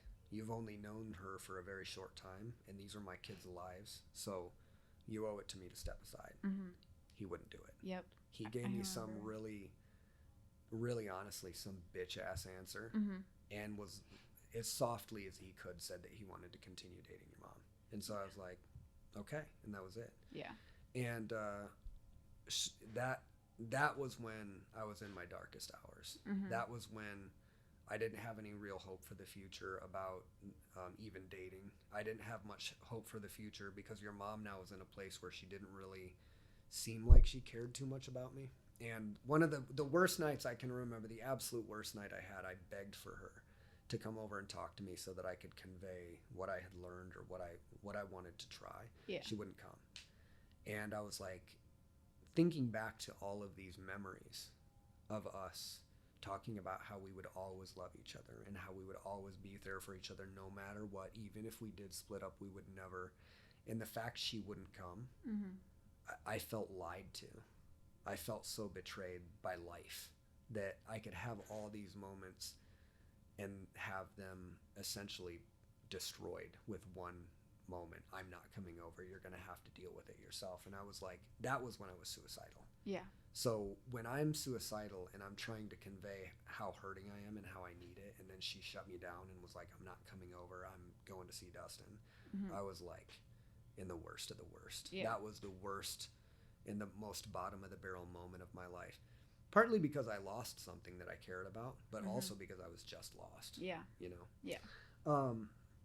Now I think back to those times and I think, man, you're so selfish. But I think me and your mom still did it right. And I think that even though it wasn't easy at first, there was some friction, you know, when she started dating Dustin and when I started dating Kojo. Everybody, including Kojo, did a really good job of bringing people together. Yeah, and for sure. We wanted to always be able to co-parent effectively and not have those relationships. Yeah.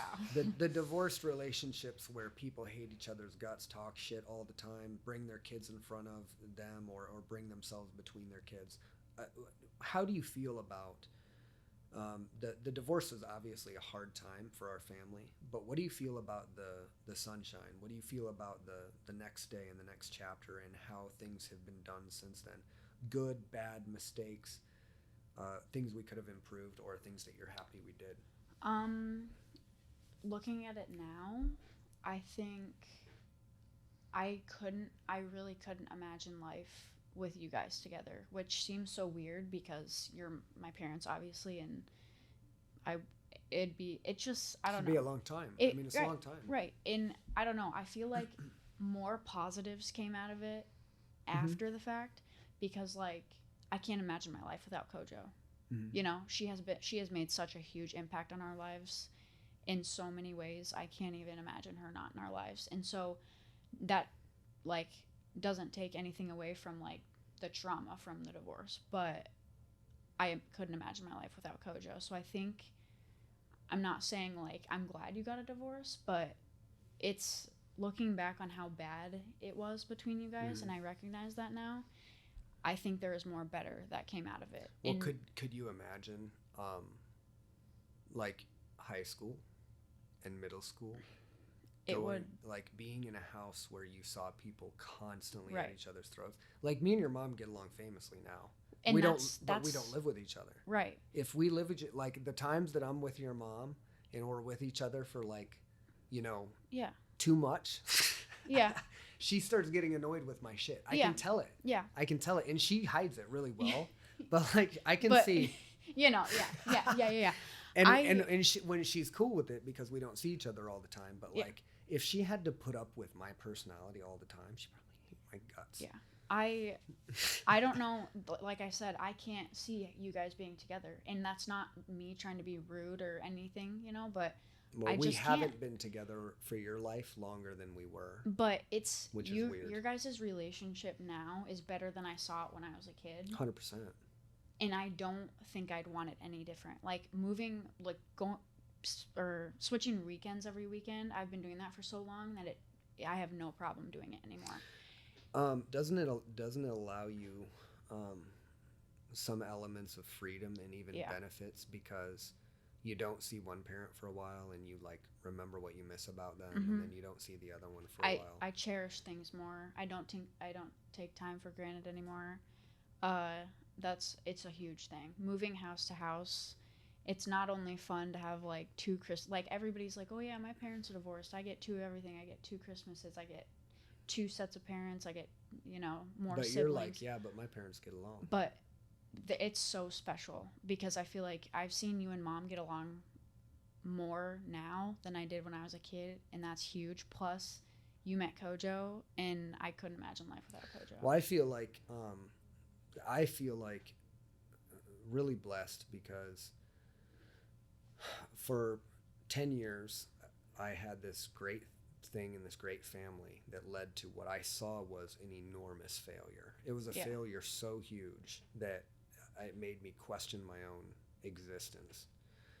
And then after that, because of the decisions, the behavior, the responsibility of 3 adults, we created this co-parenting situation where recently, like, we went to Costa Rica. Right. And people would ask me, and I was like, yeah, I forgot it. I'm going to Costa Rica pretty soon. And go, who are you going with? And go, well, me, Kojo, the kids, my ex-wife, Tish, and my mom. And they're like, some people were like, oh, cool. Yeah. But most people were like, what? Your ex-wife? Your ex-wife? Yeah. Like, how does that work? And I was like, oh, like, we're fine. And people said the same thing to Mom. Mom would tell people that they're going with you and Kojo and all of us, and people are like, you're going with Keone? And she's like, yeah. And that's something that most people don't have. Like, Kojo and Mom get along so well, I don't think I'd ever ask for anything more than that. It is so special. It is a special thing, and I think it's a testament to parents that know what's really important. Yeah. And what's really important is showing kids what responsibility is, and it's showing them that you can still love somebody, and it doesn't have to define your relationship in a certain way. Yeah. But you can get over the biggest hurdles. You know what I mean? You can get past these huge emotional things and grow. And I feel like the process of co-parenting has enriched all of our lives in a way. And when we do things like go to Costa Rica and have a really good time, and I look over and I see you and Ronan shooting the shit and talking shit to each other, and I see Kojo and your mom, going on a walk or something. It's just like, what a beautiful life. Right. Like, when I hear about most people's ego-driven divorces and monetary-driven divorces, when me and your mom got divorced, it was hard enough. Yeah. So we said right away, the most important thing is our children, and that this will be a positive thing in their life, because our relationship hit that point. It got to the point of toxicity where we had to do the responsible thing. Yeah. But so many people do that, and they do it in a self-serving fashion, and they end up going, I'm going to take you for all it's worth. And why would you want to do that? Yeah. If you really cared about that person or your family, why would you put them through that? Yeah. So we just didn't. Right. And I'm glad you didn't, because if I would have grown up and gone through middle school, like in high school, the most awkward stages of my life, the hardest possibly stages of my life, and you guys were still that toxic, I probably wouldn't be the person that I am. Well, right it's now. Little things like that matter, and that if let's say during these weird times, so like, let's talk about some of these weird times. Let's talk about adolescence. What are some of the most awkward things of adolescence for you? You're an adult now, right? But Yeah. what are the most uncomfortable conversations you've had to have with me or your mom? Typical puberty, typical Birth control. birth control, the talk, You were really concerned about birth control when you Yeah. talked to me about it. I was really, really Worried. worried and scared because I was like, oh, what are they gonna think? And what did dad say? And It's how it's did your I choice. react? It's your choice. It's your body. Did I make you feel guilty No. about it at And all? mom didn't either. So, having that kind of parenting, you first of all, you were brought into a positive environment where you could talk to your mom and dad, and Right. your mom and dad were going to talk. Oh, Like, yeah. There wasn't a time. There hasn't been a time where me and your mom don't stay in constant communication about Mhm. what's going on with you and what's going on with Ronan. Yeah. Or at least we tried our best to do that. Right. But we have constant contact, and when it came to those types of things, I knew, because I was uncomfortable talking about those types of things with my parents too, that the best thing I could do is just talk on it. Yeah. Just be very frank and very adult about it. Yeah. But it's really, really nice having the kind of co-parenting situation that we had, Mm-hmm. because when all of those anxieties and stuff would come up in your mind, and then you would go talk to somebody, Yeah. they'd just be gone like that. Right. It'd just be handled right away. Mm-hmm. If during this time, when you need to have these kind of scary, adultish conversations, your mom and dad are literally at each other's throats Oh, yeah. and It would have fighting, been. you just wouldn't have asked. No, I wouldn't have. What you would have done probably is tried to figure out some other way to do it, Mm-hmm. Yeah. or manifested your fear in some destructive, self-destructive method. Yeah. Kids do this all the time. And then it just goes. It's a downward cycle. So now this pattern of emotional or psychological abuse or conflict now bleeds right into the life of the child. Mm-hmm. That was an unacceptable thing for me. Yeah. Like I knew that I was screwed up enough myself individually. I needed to have a good relationship with the mother of my children. Mm-hmm. And furthermore, the woman that I would go on to meet and marry, Courtney, I would really hope that they would have a good relationship too. Yeah. Because I didn't look at it like, once me and your mom were officially divorced and we were done, and I had kind of parted with it and I had kind of made peace with it. Now it wasn't like Tish and I were no longer romantically involved or really even interested. Mm-hmm. We were good friends that knew Mhm. each other really well and parents to our children. And that made life a lot easier when Tish, your mom, could come to me and say, hey, and we didn't have to fight. Yeah. You know what I mean? When she would go, hey, your daughter's going to talk to you about birth control. And I'd Yeah. go, oh, okay. Yeah. You know? Mm-hmm. What else? What else was tough growing up? Divorce obviously is a tough one, but Yeah. what have been the most nerve-wracking things or most anxiety-laden things of your first 0 to 18 years? I mean, the only thing I can really think of is just like middle school. Like the end of middle school was really hard for me because I don't want to say names, but people, I mean, everybody, I feel like at one point in your life you get picked on, you know. Mm-hmm. Middle school is such an awkward, it's just that middle stage you're going through. Yep. Stuff like that, you know, and everybody's going through something different. And so, like, obviously I got picked on. I had a hard time end of middle school, had a terrible time. How'd you get picked on? Just, to be honest, eighth grade, that was a while ago, but they just, I don't even know. Let's say, like, make fun of my clothes, or, you know, that would already make me feel bad. So then, like, I'd shed tears in class, then I'd get made fun of for that. And, like, it got so bad that teachers started noticing. And at the time, it was my 8th grade LA teacher. She had moved to, like, a different subject. So, like, math, I think. So we had, like, a temporary sub for, like, 2 months. And these girls were picking on me. They'd, like, skip class to go to another class. And eventually teachers noticed that it was, like, taking a pretty big toll on me. I got asked about it, and then I had to sit down with the people in the office and talk about it. They ended up getting kicked out of middle school, which, looking back on it now, sounds ridiculous, but I mean, it got to the point, you know. High school, it was a little better. I made more friends. It's still transitioning from middle school to high school is terrifying, and it's awkward, and everybody's going through something. Your brother's gonna be going through that. And that's, yeah. And so whenever he asks me about stuff, obviously I'm gonna be there for him, because I feel like I was in that position like 3 days ago, and now I'm about to move to college, and that blows my mind. But well, we just got a Facebook reminder memory this morning your initial foray into Washington High School. Freshman orientation 4 years ago today. And think about that, right? Mm-hmm. How not even a flash in the pan is. Take that and go forward. Yeah. And your younger brother is going to be 18 years old.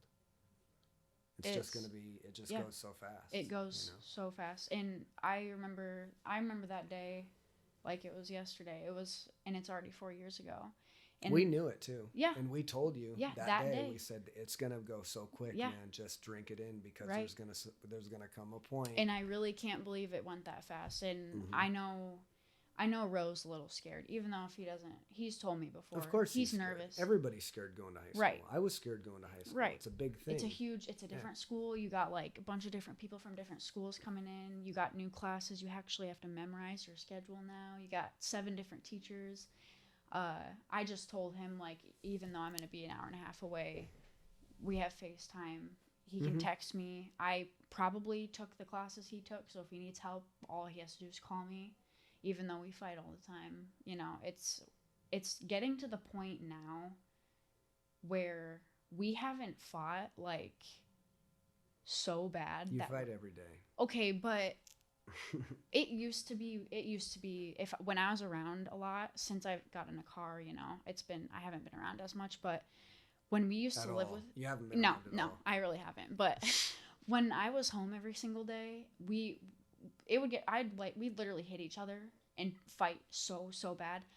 We haven't done that in a really long time. I think because since I'm not around barely at all anymore, it kind of like...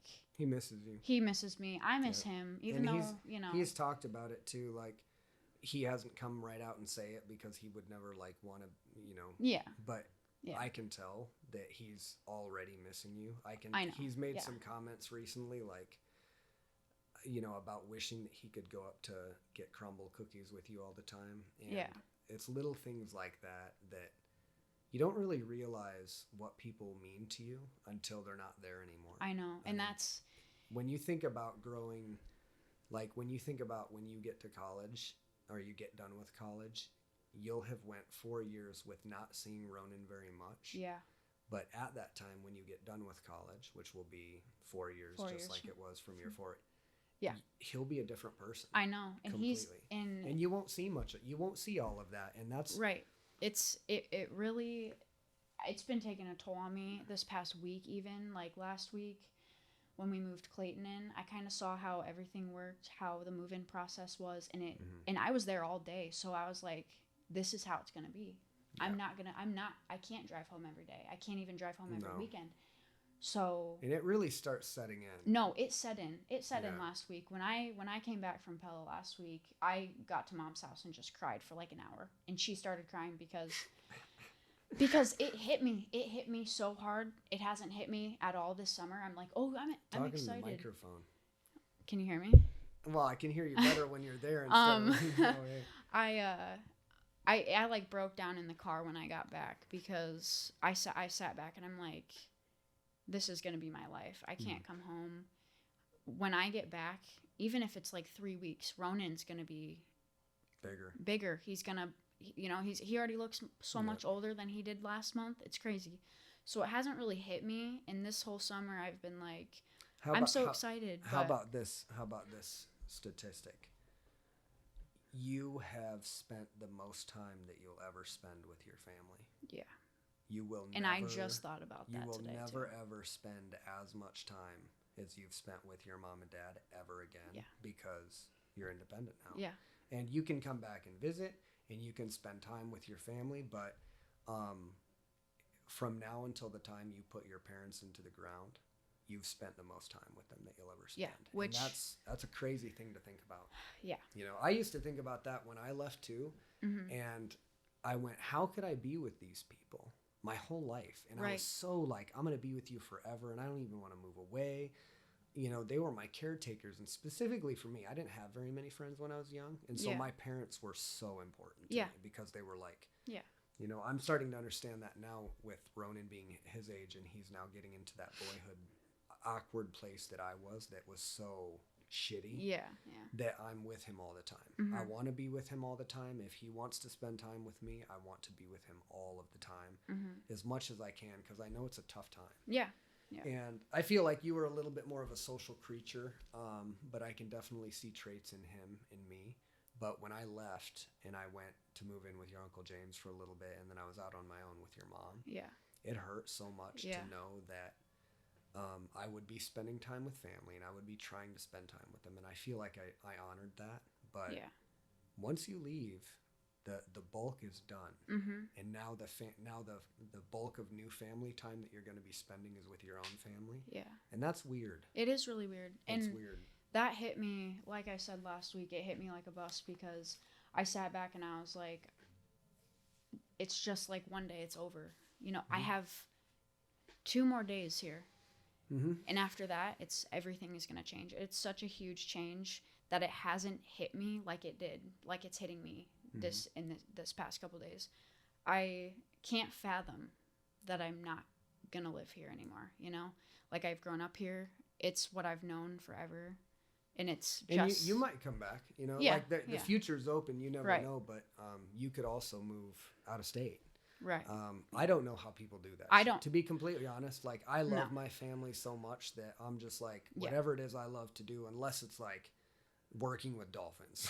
Yeah. I'm going to stick around here and try to find a career. But not everybody does that. And when I think about what it would be like to have a child that would like move to the East Coast. Yeah. I don't know how people do that shit. No, I'm such a homebody. Right now, where I'm at right now, I could not get myself to move out of state away from you guys. I am so close to my family. I'm so close to grandma, to uncle, even like the Stepanics. I just can't get myself to do it. I know, but you know what? Things change. Yeah. And I don't know what the future holds. You might get to a point where you're like, I can now. I'm strong enough. Like I'm independent enough or whatever the case may be. Yeah. But that's kind of the fun thing about life is if it works out well for you, you have this amazing family that loves you very much and you love them and they're always going to be there for you. But then you also have this amazing thing called liberty where you get to go out and carve your own path in life. And providing you're not, disrupting anybody else's pursuit of the same thing, you can do whatever you want. Yeah.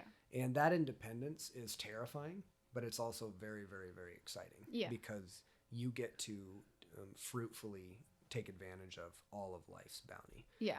And sometimes that sucks because it's bills. Yeah. But I feel like, I don't know what you think. Do you feel like your mother and I have prepared you? Or do you feel like there is one or something specifically that we could have done better?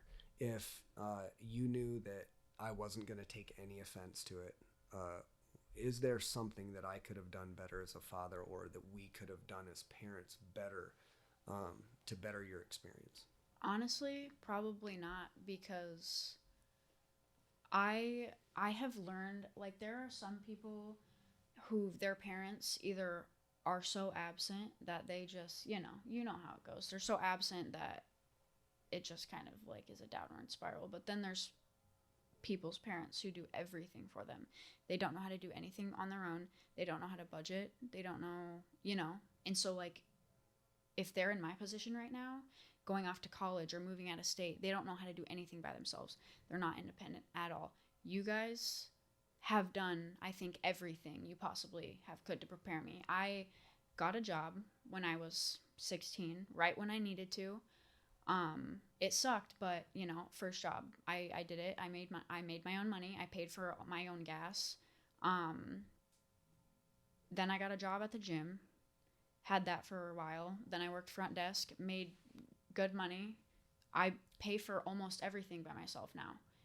And like, for example, like buying dorm stuff, like decorations and stuff, I've spent hundreds of dollars on my own money. And some kids' parents just will hand everything to them. literally everything. And those Or kids nothing. or nothing, right?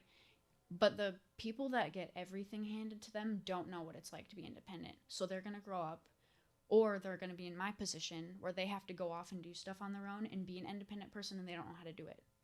You guys have prepared me to do that. That's why it makes me more relieved to move into a dorm by myself in 2 days, because I know how to budget my money.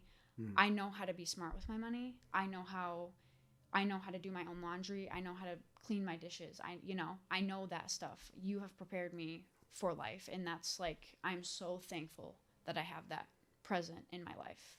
How could we have done better?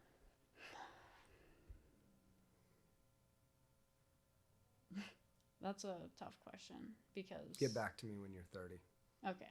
You'll figure it out.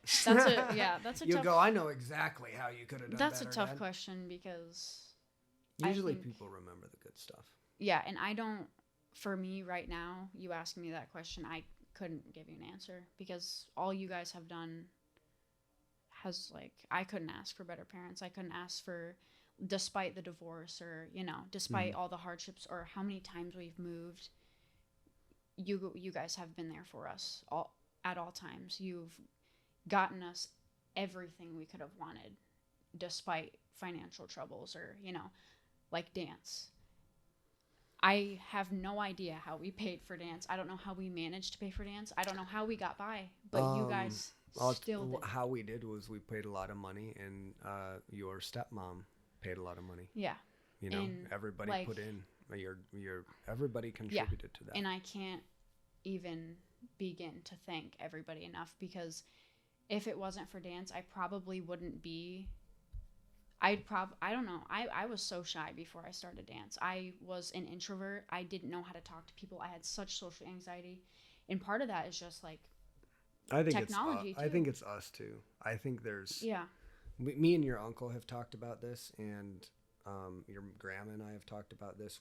A lot of us are introverts. Yeah. A lot of Kochs are introverts. We in big social situations, we get zapped with energy. And like, I can entertain people. That's part of my job, and it's part of what I do, is I can talk, and I love to talk to people, but I don't like being in big giant crowds of people that I don't know, and I don't want to have to entertain. We've always kind of been quiet and introspective and wondering about the bigger things. Dance, I've had like a solid circle for my friends, and it's only been a few people. I've limited to a few people, because throughout school I've learned how people work and how I only need a certain amount of friends, So with dance, I met so many new people, and that in being on stage and performing in front of judges is something I never thought I would do. I never thought I could put myself out there so much and do that. And so that 6 years of competition team has brought me so much out of my shell. I don't know how I could. It's weird to think about. Yeah, because I don't know what kind of path I would be on right now, or what kind of person that would have made me if I would have never stepped into a dance studio. It has made such a big impact on my life. And confidence. If you don't have the confidence from knowing what you're capable of. Yeah.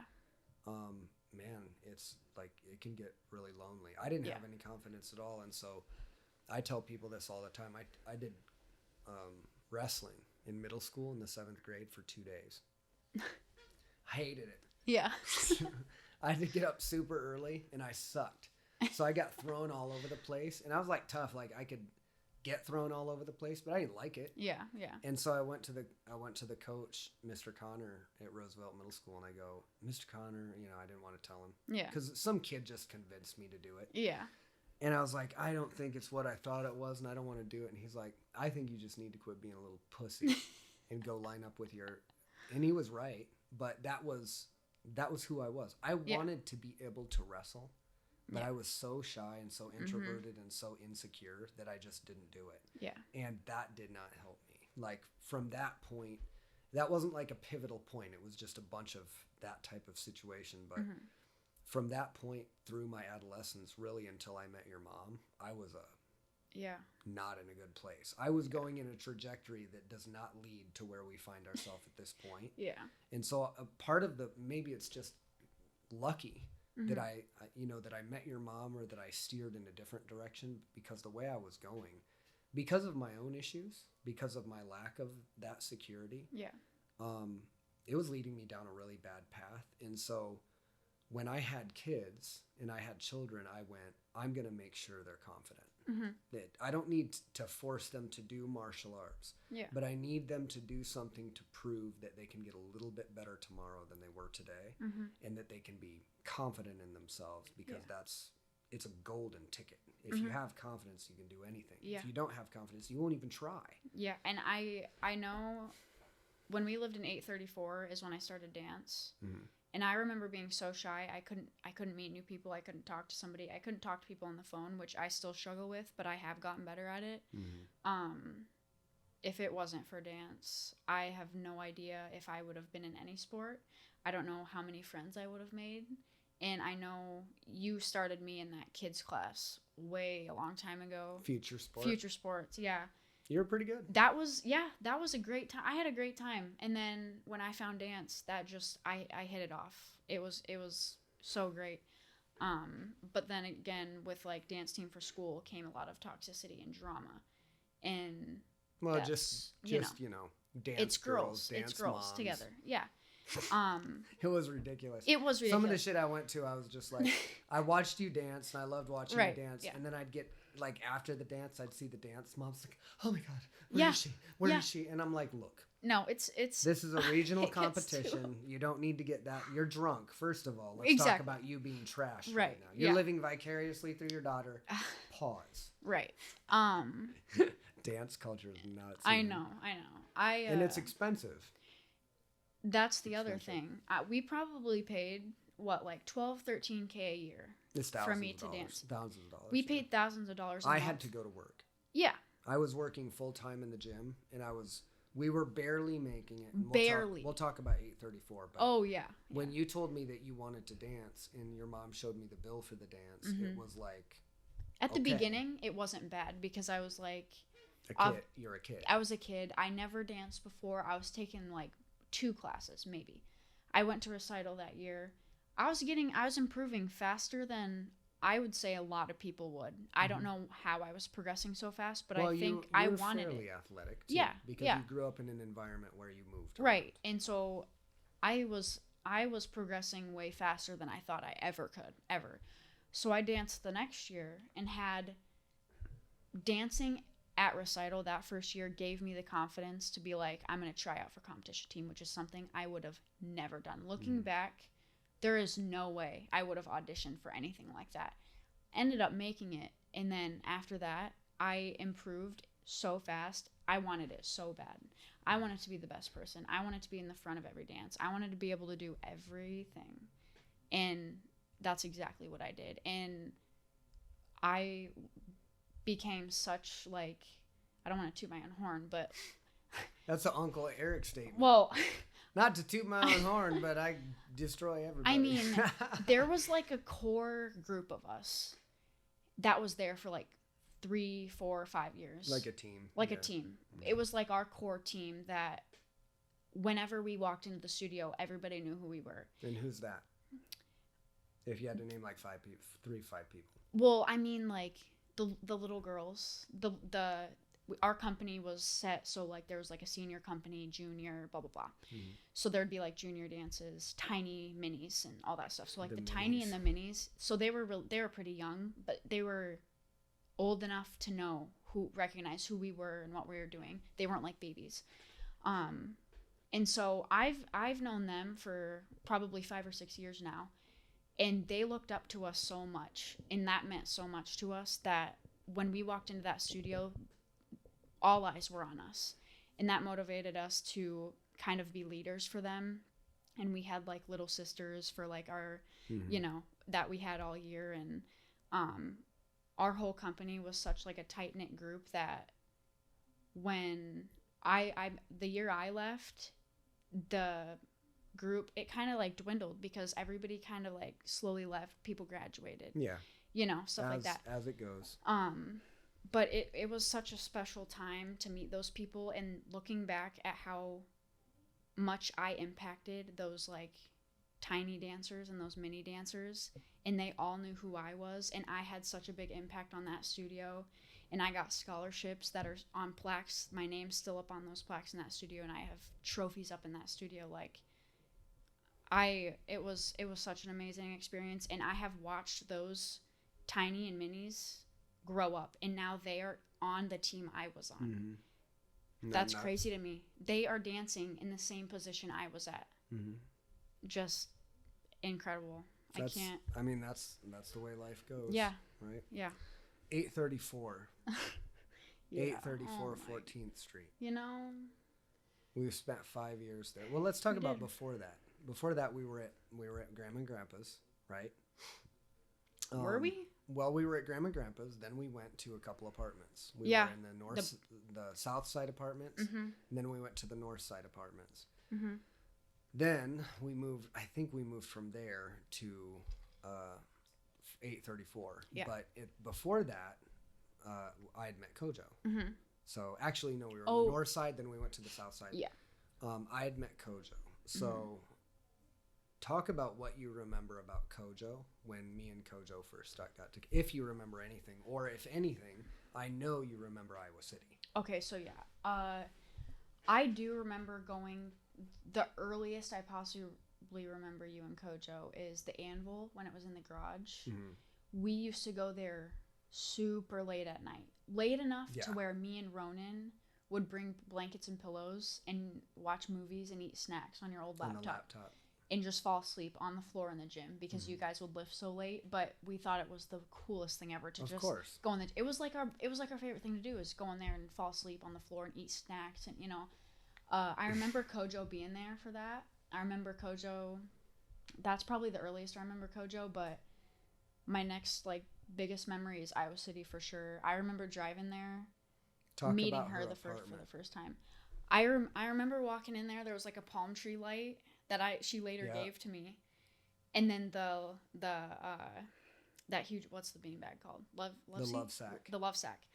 I remember the little TV. TV, and then you'd go into Kojo's room, and I thought it was the coolest thing ever because she had those fake nails, those really long fake nails, and gloves and shit. Yeah, so I would always I thought it was so cool, but I just remember walking into her room because it was on Melrose. I remember the building. I remember it's so weird, but I remember the smell. Mm-hmm. There's a certain smell, and it just smells like Kojo, and I remember that so clearly. But I remember we would spend the night there. And then we'd have to wake up, and you'd have to drive us from Iowa City to school because we wanted to spend the night there. Mm-hmm. And on that futon, and then I got that futon later too for 834. But I remember going there one night and meeting her roommate. Haley or Hannah? Hannah Beck de Geest? Yeah, and I was so young. I had a bob cut. I was so young, and I did Kojo's makeup. That was one of the first times me and Kojo we have pictures bonded. Of that. Yeah, we have. Yeah. So we did each other's makeup. Her face with shit. Yeah. Yeah, she took us down. I don't know, somewhere. Maybe it was downtown Iowa City. I don't know. Ragstock. To Ragstock, and I got that cream eyeshadow, and that was the night that I did her makeup. But that was so much fun. We went on the bus, I think. Yeah. We have so many pictures. The crazy face that she taught us how to do. Oh, shaky faces. Shaky face. Yeah, there's pictures of that. I forgot about shaky face. Those are gold. Yeah, I remember the bathroom was super cool because it was the wall was slanted and yeah, I remember that pretty clearly.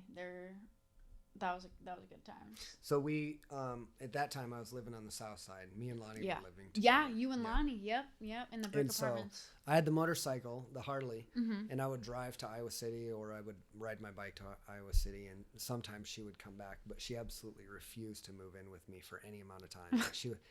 She loved her apartment and her independence. Yeah. And so after a year, I don't know how long we were together, but I was like, hey, you want to move? She's like, no. Nah, I'm all set. I'll wait for a minute. Yeah. And I get it completely now. I'm glad that she did that and had that opportunity. But we would go to Iowa City, and she would come back to the south side and visit. And your mom and I had been apart, and we'd been officially divorced for a while now. And I remember that you were playing tennis. Do you remember playing tennis? Oh, yeah. I remember playing tennis. That was really early. It was really early. And your mom and Courtney was trying to reach out to your mom and make contact, but your mom was still kind of sour about the whole situation. Yeah. And it was there. It was at the tennis that Because Kojo took me to tennis. Yeah, and Kojo said something to your mom and like almost just gently guided into conversation and said something like, hey, you know, I just want to be a co-parent. Like, I don't need to be anything more than that. Yeah, you know? and I do remember that because I remember Kojo talking to me about it, talking to me about what she said to Mom. And after that, it seemed like the whatever kind of negativity that we initially had because of the uncomfortableness of the situation just kind of melted away. Yeah. And they started getting along a lot better there. So that was really, really, really early on in the dating. But Kojo wouldn't move in with me for quite a while. And she wanted to have her own independent thing, but she would come visit. And this was in 2012. I was campaigning for Ron Paul. Yeah, I remember that. And at this point in time, Kojo and I really liked each other and we were dating, but it was not any like kind of serious. I had no real attachment, emotional attachment. It was just like, we're just having fun. Yeah. And she had just got out of a relationship in college that was pretty nasty and pretty toxic. So we were both damaged goods and just kind of consoling each other.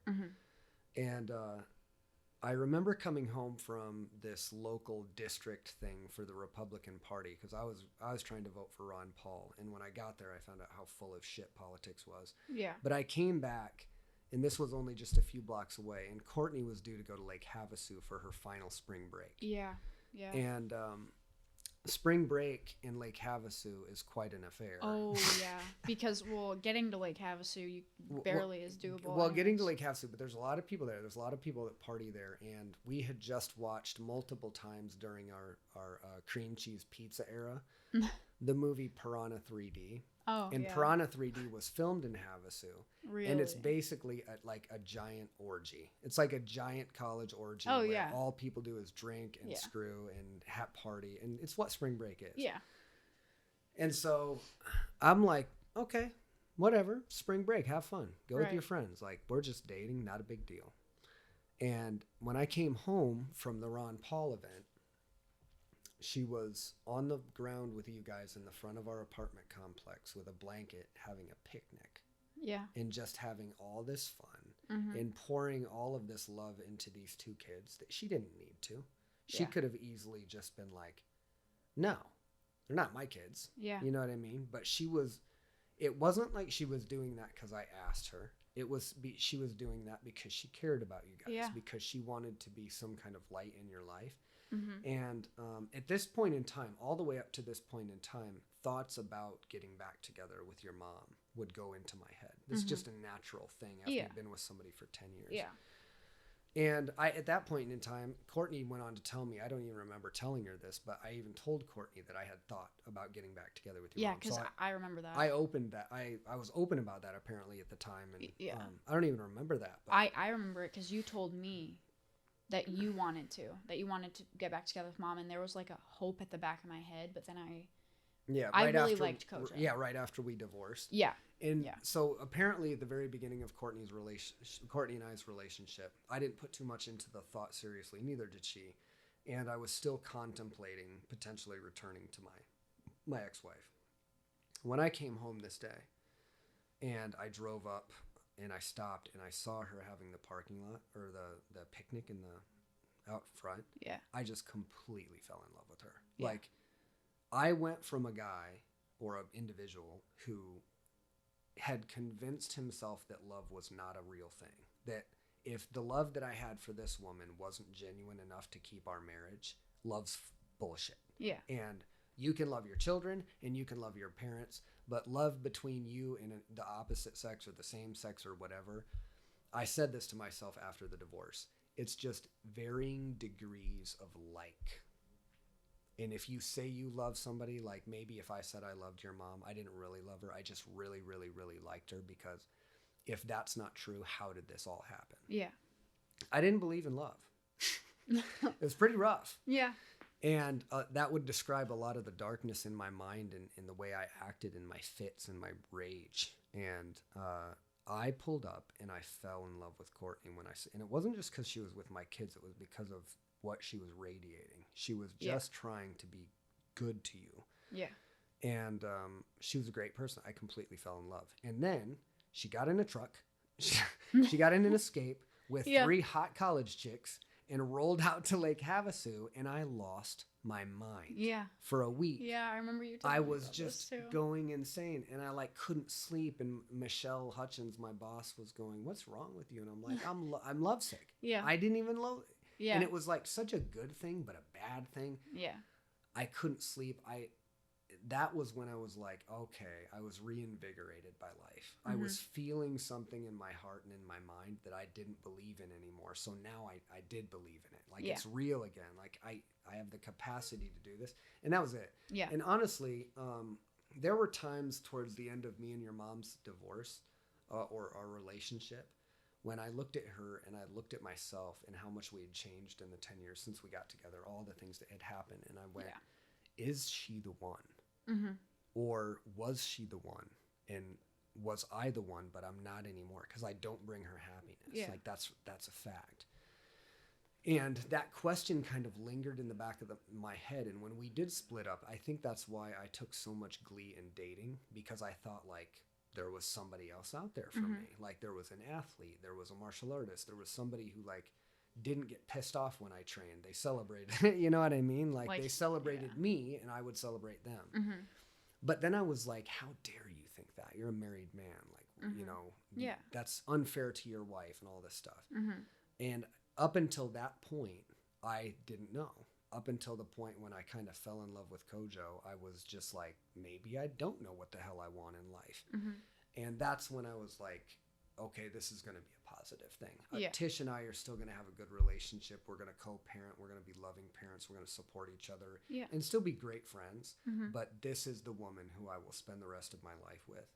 And we had talked about up to that point, the kid situation, because she was taking on baggage. Right. She was as a 20-year-old college, not even graduate yet, accepting responsibility for people that were half of her age, basically. Yeah. With 2 kids. And that's a big deal. You know what I mean? And the fact that she was just willing to even think about doing that, and that she would go out of her way for you guys instead of like seeing you guys as an obstacle or an aggravation, or, oh, your kids have to come.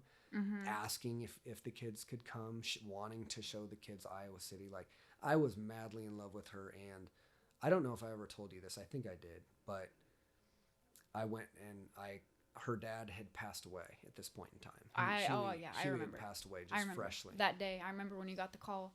Or no, maybe we were at Grandma's or something, and you came and got us, and we parked at that park down the hill from Grandma's. Yeah, Tomahawk. Yeah, we parked in that like gravel space, and you had to like get out of the car and explain to us like what's going on. And I because I met Hugh. Yeah. I met him a few times, and I still remember the times I met him.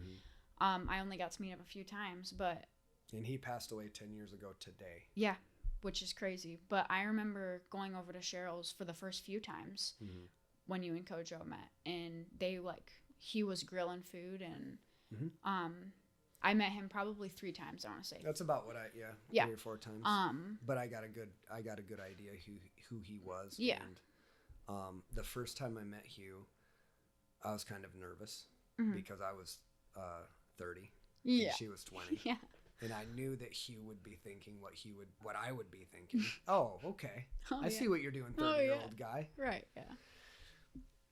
But he didn't. He was really nice. Yeah, and he was really good. He just asked me questions like, well, what do you want to see yourself in, and I was like, I'm just going to be real with this guy. Like, this guy seems, based on what Courtney's told me, based on just the vibe I'm getting from him, he's down to earth. So I'm just going to be honest.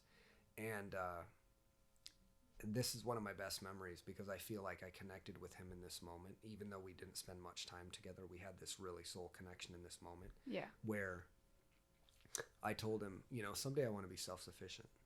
Someday I want to live out on the land. And right when I said that, right when I said live out on the land, his eyes lit up. Yeah.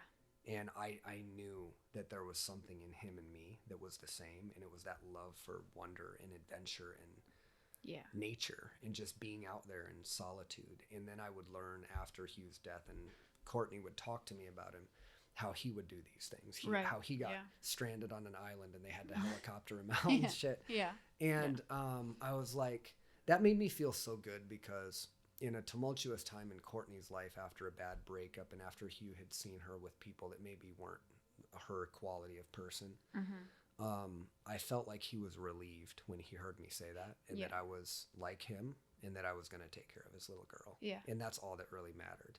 And I'm really totally grateful and appreciative for the very few times I had with him because I feel like we connected enough for him to know that he could trust me to take care of her. Yeah.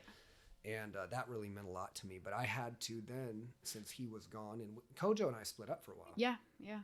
And Kojo had a really hard time. Of course, she lost her dad unexpectedly and early. And I went from talking to Kojo like every day to not hearing from her for a week. And I couldn't handle the shit. Yeah. Like it really bothered me because I didn't know how she was or where we were or what we were doing. Yeah. But I really just cared about her. And I went from hearing from her every day to just not. Yeah. And she was really traumatized by it. So geniusly, I go, I can't do this. I can't have a conversation with your answering machine. I know you're hurting, but I think your life just changed dramatically. And I don't want you to stay here because of me if this is something you've got to go explore on your own. And she had just dealt with her dad passing away. Yeah. So she kind of went, I understand. And I was like, oh, you do? It hurt. Like I wanted her to be hurt by it, but of course she wasn't going to be hurt by it. Her dad just passed away. Right. Like, I just met your ass like 3 months ago. Yeah. And so that bothered me, and we split up for a while. She went to Europe with Aunt Mo to Paris and all over. Didn't she go to Costa Rica too? That was the first time she went to Costa Rica. With her mom and with her brother. And then she came back, and I was dating somebody. Hillary. Correct? We'll edit that name out. Yeah. Yeah. Blank. Yeah. Yeah. Well, you said her name. I mean. Well, you'll edit it. But yeah, you're correct there. And she had professed her love to me in a multiple page letter that me and Courtney talked about in our podcast. Yeah, which is great. Keone displayed it, Courtney said. And Courtney got a hold of me, and we had talked just, a couple times, but nothing major. She was in Europe. I was going on doing my own thing, and me and Hillary started dating. And then I hit up Kojo. I won some Iowa wrestling tickets at work, and she was an Iowa athlete, and she loved Iowa wrestling. So she had been back in the States, and I was like, hey, you'd love to go to Iowa wrestling. I know you would. You want to go with me here? And it might have been the case that Hillary couldn't go. Right? Or it could have been the case that I just offered them to Courtney because I knew that she was an Iowa fan. But I was very transparent with Hillary. I said, my ex-girlfriend's in town. This is kind of how we left terms. It was a sad deal. Her dad passed away. But she's a big Iowa fan, and we're going. We're not serious, so I can do whatever the hell I want. Yeah. And I was very, very clear about that. Oh, okay. She pretended like it didn't bother her. It didn't. Yeah. So me and Courtney went to the Iowa wrestling thing. And she's like, hey, do you want to grab something to eat afterwards? And I thought I was just going to take her to the wrestling and say hi and how's it going. And then we went out to eat. And she goes, I've been thinking, and I don't remember if it was she that said it or if I said it or we both said it. I think she finished my sentence. Yeah. Like she said something like, I've been thinking and I've finished it. But it was essentially that we acted too early. And she was emotionally beat up from her dad passing away, and that's why we needed this. And I was like, okay, we're getting back together. And it was just like that. And I remember when I had to deliver the news, and she was so pissed because she knew. Yeah. She knew that when me and Kojo went back, that's what it was. Yeah. 8:34 is when we had the gym at the Chatham building, which was literally half a block away. Literally walk there every single day. And that was why we picked 8:34. But 8:34 was a 2-bedroom house, small house. Oh yeah. And we had 2 children and 2 adults with 4 dogs and 4 American bullies, which is 100% my fault.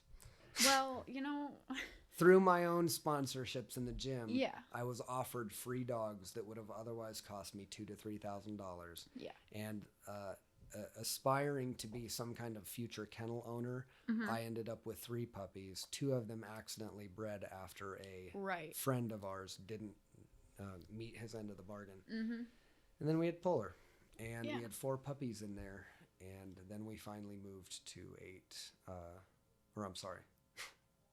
to Elm Avenue. Yeah, which was probably one of the best things. Well, I was so stuck in a cycle, and at that point in time, I was working at Aspect Architecture to pay for dance and to pay for our living expenses. Yeah. And I was also doing the gym full time. Kojo at that time had taught herself kickboxing with the Rufus Sports syllabus, so she could help me coach beginner level kickboxing. And she had photography and stuff. In school. She was in school. Yeah. She had multiple jobs. She's working at NutriSport, so like we were packed in there into that house. That house. It was horrible. It was. We talk about it like we repressed the memories. Well, it's like I pushed, like, so much happened in that house, and it was so almost traumatizing for us. It was a drag. It was a drag. It was an everyday drag. The house wasn't big enough. Courtney and I's bedroom didn't have a door because our bedroom was an office. It wasn't a bedroom. It was just like a room. It was an open form office that went right into the kitchen and went right into the living room. There was no doors, so we hung up curtains. And so we had privacy, but not really. And like when you like if we were having a conversation, you guys could hear everything that we would say. Yeah, no privacy. Me and Ronan, I remember we didn't get a new door on that house till closer to when we moved, but I remember walking in there. The wood floor is disgusting. The windows were so old. Well, we had to clean it when we got there. I know. Like most places you rent, you get it cleaned. In that place. We got some special deal, and the special deal was you have to clean the whole shithole yourself. And the kitchen was just horrible. I remember it was just horrible. It was so outdated. It was so old. The walls, there would be like some normal drywall, and then there'd be like wood panels, like my room. Yeah. I had the biggest room in the house, and it was like I had like a slanted ceiling. Because it was an attic room. Yeah, it was an attic room. So like the ceiling was like popcorn walls. Yep. And then the whole side of the other room was like straight up wood panels. So like when we painted my room, the 2 ugly colors, purple and yellow, which no clue why I choose those, but it was I hated it so much. I hated that room. Because the closet was like, there was like 4 doors. There's nothing good about the house. No, there was 4 doors. You'd open it, there'd be like it was a huge closet. Then there was like another closet in that closet, and then there was an even smaller like crawl space in there. Yep. So it was huge, but the bathroom was this ugly teal color, no shower, like porcelain bathtub. That was it. It was just so. Oh yeah, I remember. No, there was no shower. I didn't take a shower. We Courtney and I talk about how we repressed that. I barely remember 4 or 5 years, and I don't want to remember. No. And people are like, "Oh, don't you remember the old Chatham building?" And I'm like, "Well, first of all, this gym's so awesome. No. Yeah. I don't even think about it. I remember it, but I don't think about it. No, I don't think about it ever. And 834 14th Street, I try not to think about, which. Yeah. You know, it sucks because there's a lot of good times that happen there, and there's a lot of good experiences, but the living itself was miserable. It was miserable. The basement, the laundry room situation. Well, we moved into the basement, and then it started molding. And then it molding, so you had to move in that room upstairs. And then you remember the floods. I was just about to say that the patio in the back was so to the our point whole where yard was a giant pond. And then our basement would get flooded, and it would just. That's where it wouldn't flood.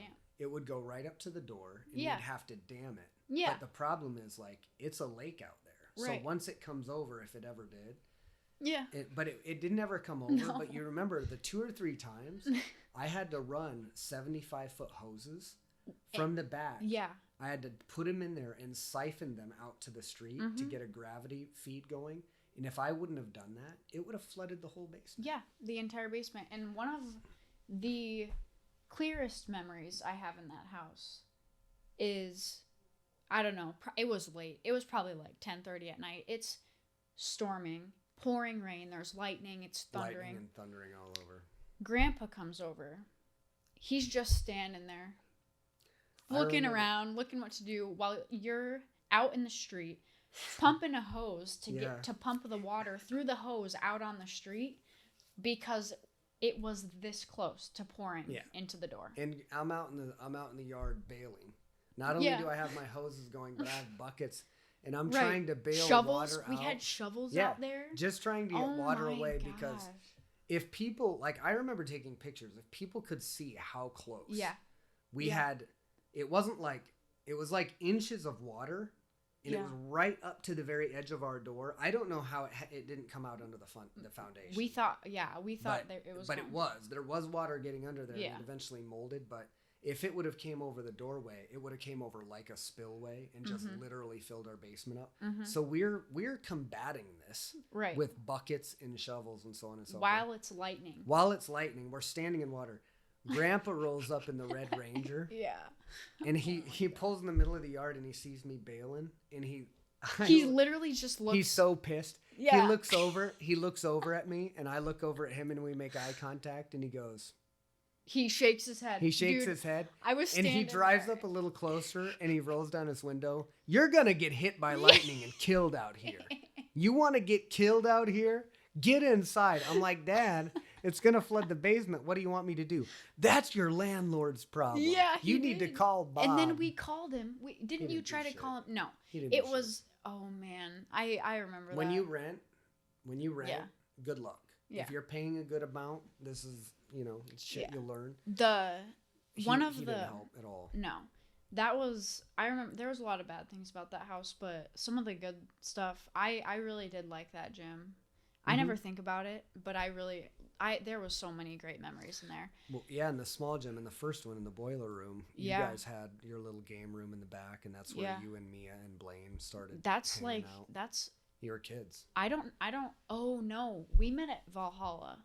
When Valhalla was a thing, we met the Stepanic's. Yeah. And then we moved to where, Hawkeye Fire and Safety was. But that was where you guys, got really close. Oh, yeah. And then at the gym, by 834, we had that back room every single day. It was like the back office. When's Blaine and Mia coming? Then we did kids class there for a little while TMX wrestling was in there. I remember walking there every day after school. Walked there every day, walked back, and I remember that elevator, the metal elevator that could have literally the cargo elevator. Yeah. Yep. I remember one night it was storming super bad. Yeah, I remember. And we went in there and just propped it open. Peeked open and just watched all the waves. Yeah, because there's a picture of it. Yep, and it was like waves and sheets of rain because you can stare all the way down the street. Yeah. And it was like an apocalypse type scene. Yeah. But there's some good stuff that happened. It's kind of cool to have that as a playground when you're a kid. That was a huge gym. This is a huge gym. It was so much fun. So it was so much fun. That's one thing I don't think about because a lot of times I beat myself up about the amount of time I put into the gym and how I should have been spending time with you guys. But I do go back and forth with it too because then I go, Keone, you would have loved this. Yeah. If you were a kid and you got to grow up and just run around and play hide and seek and have your own little playrooms and shit, you would have ate that up. And I remember that because way back when I was a kid, some of my very earliest memories were running around a gym that your grandma helped run called Raw Power. And I loved it. Yeah. Everybody was lifting and having a good time and pumping me up and talking to me. And so there's some elements of my parenting that I look back on and I wish I could change, but I really hope that the pursuit of my dream in martial arts and trying to put this gym together in some way brought some kind of magic to your childhood because I feel like it would have brought magic to mine, but there is also no substitute for time. Yeah. And the one thing about the divorce of me and your mother that is kind of cool is that you guys get two different families that are really the same, honestly. You get a lot of the benefits times two, but the downside is, and this is something that really hit me recently as I went, I haven't been there for basically half of my kid's life. I've thought about that before and the time that I have had has been great, and I feel really close to my kids, and I feel like they can always come to me and we have a good relationship.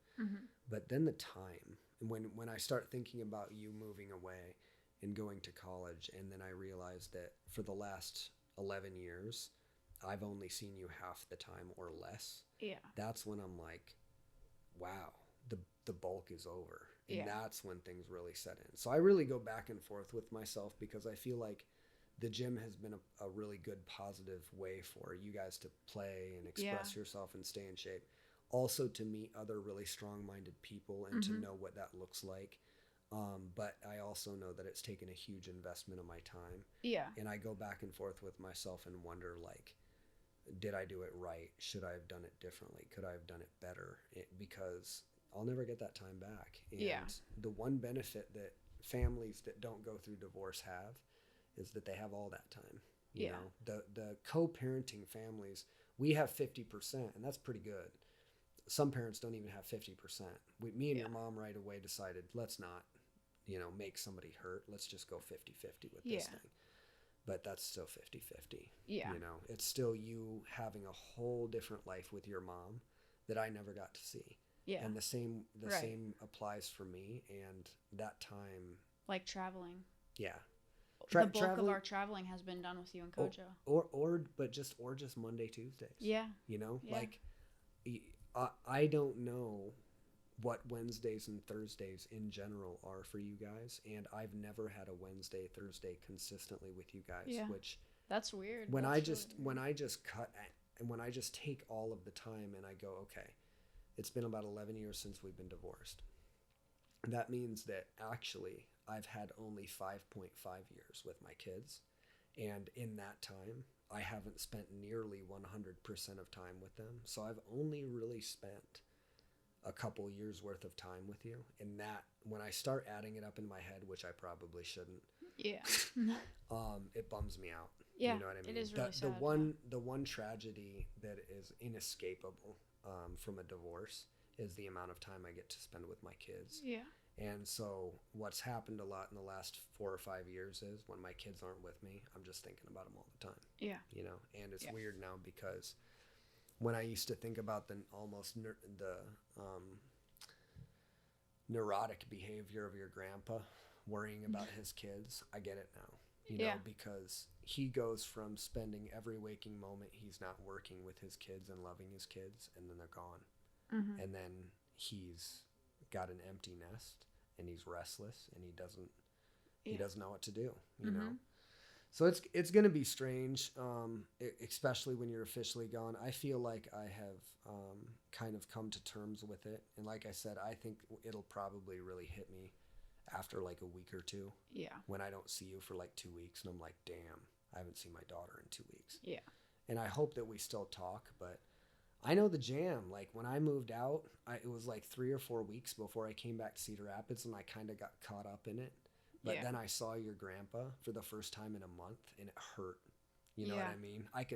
It hurt me because I knew it hurt him to not see me for so long, and I took for granted how much they meant to me until they weren't there anymore. Yeah. And so all of this is good because it teaches us independence and liberty, but it also teaches us the value of what we had and where we came from. Yeah. We don't take it for granted. Yeah. So. Well, babe, it's been really, really good talking to you, and thanks for coming on and doing this thing. Is there anything that you want to leave, or anything we didn't talk about that is a big memory to you, or that is a fond memory or a sad memory or anything like that?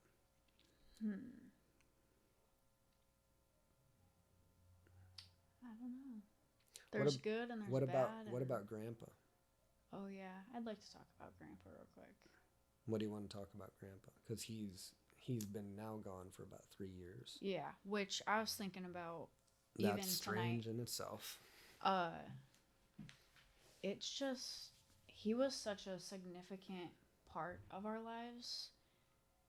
It's been 3 years now. Like, I was, a sophomore? Freshman going into sophomore year, I think. Like, freshman year, we lost Mocha. Mm-hmm.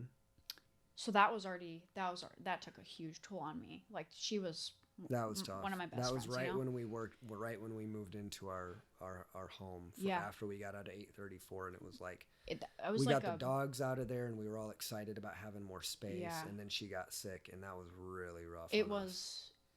That was besides the divorce and losing Jade and Sammy, that was the one thing that was probably the most horrible thing that's happened to me in my life up to that point. So being a freshman, like that's fresh into high school, lost my best friend pretty much. Moving into that house brought us a lot closer, I feel like. That was a huge thing for us. We wanted it, and when I decided, I remember sitting down and you showed us that house, and we were all like, that's our house. Anyways, Grandpa, I had never not seen Grandpa for one day. I saw Grandpa every single day. It didn't matter if me and you and Ronan walked there from our house because it wasn't that far away, or biked there, or Grandpa would come pick us up, especially during the summers. Like the summers when I was in like early middle school, getting out of elementary school, I was at his house every single day. Grandma was working, so she was never there during the day, but Grandpa stayed there all day and was always doing something in the garage, always working on his garden. Was always beautiful. Always taking you to Dairy Queen. Dairy Queen. This is the thing. He would take us to the co-op. He'd buy us mac and cheese, and he promised he'd make us mac and cheese if we ate a salad first. So he always made me a salad. Yeah. My favorite thing to eat to this day is apples, solely because I ate an apple every single day I was with him. He taught me how to cut apples. I watched him cut me an apple every single day. It's such, every time I see an apple now, it's like Grandpa. Isn't that weird? It's crazy. One item. And it's like food. You would never think, but the craziest thing. I like know how to cut an apple now because of him, and that's so weird, but it's little things like that. And so then he'd take us out for ice cream, and that was such a huge thing, a huge little thing for me and Ro. It was a tradition for sure. So now every time we drive past that Dairy Queen, flashbacks. And so he was such a big part of my life. I was so close with Grandpa. There wasn't a day I didn't see him. I saw him every single day. I helped him with so many things. He was pacing back and forth every single day in that house. Pacing back and forth, always on Facebook ranting about some politics issue. But like, I remember we were supposed to leave for Canada. Yeah, we were leaving for Canada. Well, no, for me, before we left for Canada, it was the night before. I remember I was packing my bag. You and Ro weren't home. I don't know. You guys were at his house. Yeah. I think. And it was it was after you guys left his house because I didn't know you were going there, but I was packing my bag. I had all my stuff packed, and I got a call from Grandpa, and it had to have been after you guys left, but you guys weren't home yet. Yeah. And at this point, I didn't know you guys were going over there. So I got a call from him. He was like, hey, I hope I hope you have so much fun on your trip. It's going to be so much fun. Blah, blah, blah, blah. Like, asked me how my day was. We just had like a normal conversation. At the end, he told me he loved me, and I told him I loved him, and then that was it. And then we left for, I think we got to Fargo. North Dakota. Yeah, we got to Fargo because it was about 6:30 in the morning. I switched with Courtney. Yeah. I was switching and taking over, and it was foggy. Yeah, it was foggy, super early in the morning because we stopped. I was tired. Yeah. We stopped for breakfast. I got a Pop-Tart. We left the gas station, and you got the call. And I knew immediately. You stopped the car and got out of the car. Oh, my gosh. I was, like, in shock. Ronan wasn't saying anything. There's not much to say. There's not much. When you're young and you lose somebody that close for the first time, you don't really know. You're in a state of shock, a true state of shock, where you don't know how to process it. Yeah. And your mind doesn't believe it because you've never lost somebody like that. Yeah.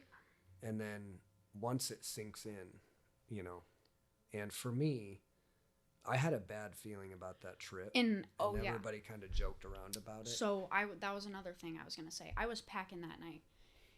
And it was weird because every single person we had talked to, Brent, Grandma, Grandpa, even me, and I don't believe in that stuff. I don't believe in like I get bad vibes, I have a bad feeling about this. But Something was off. I did not feel good about it.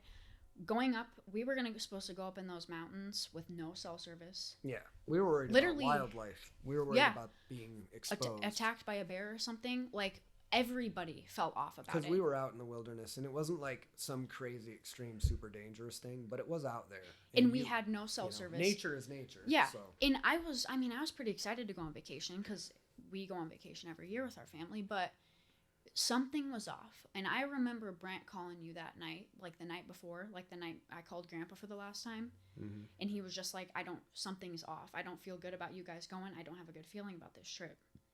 And it dawns on me now more than it did then that every person had a bad feeling about it. Everybody did. Everybody. Even I did, because I was looking up ways to bring in firearms to protect ourselves from, potential wildlife. But there was one, everybody did have a problem with it. And that's weird. There was only one person that didn't, and it was Grandpa. Yeah, because he called me, have a good trip. He was always the one who was concerned about everything. And when I went over to his house the night we left, I remember, this is the craziest thing too, because I'm really lucky in my life to get to a point where I realized that I could be dead tomorrow. Everybody could be dead tomorrow.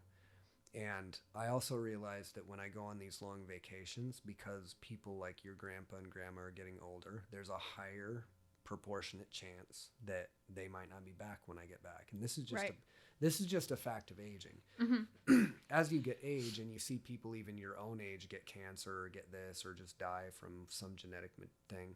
Yeah.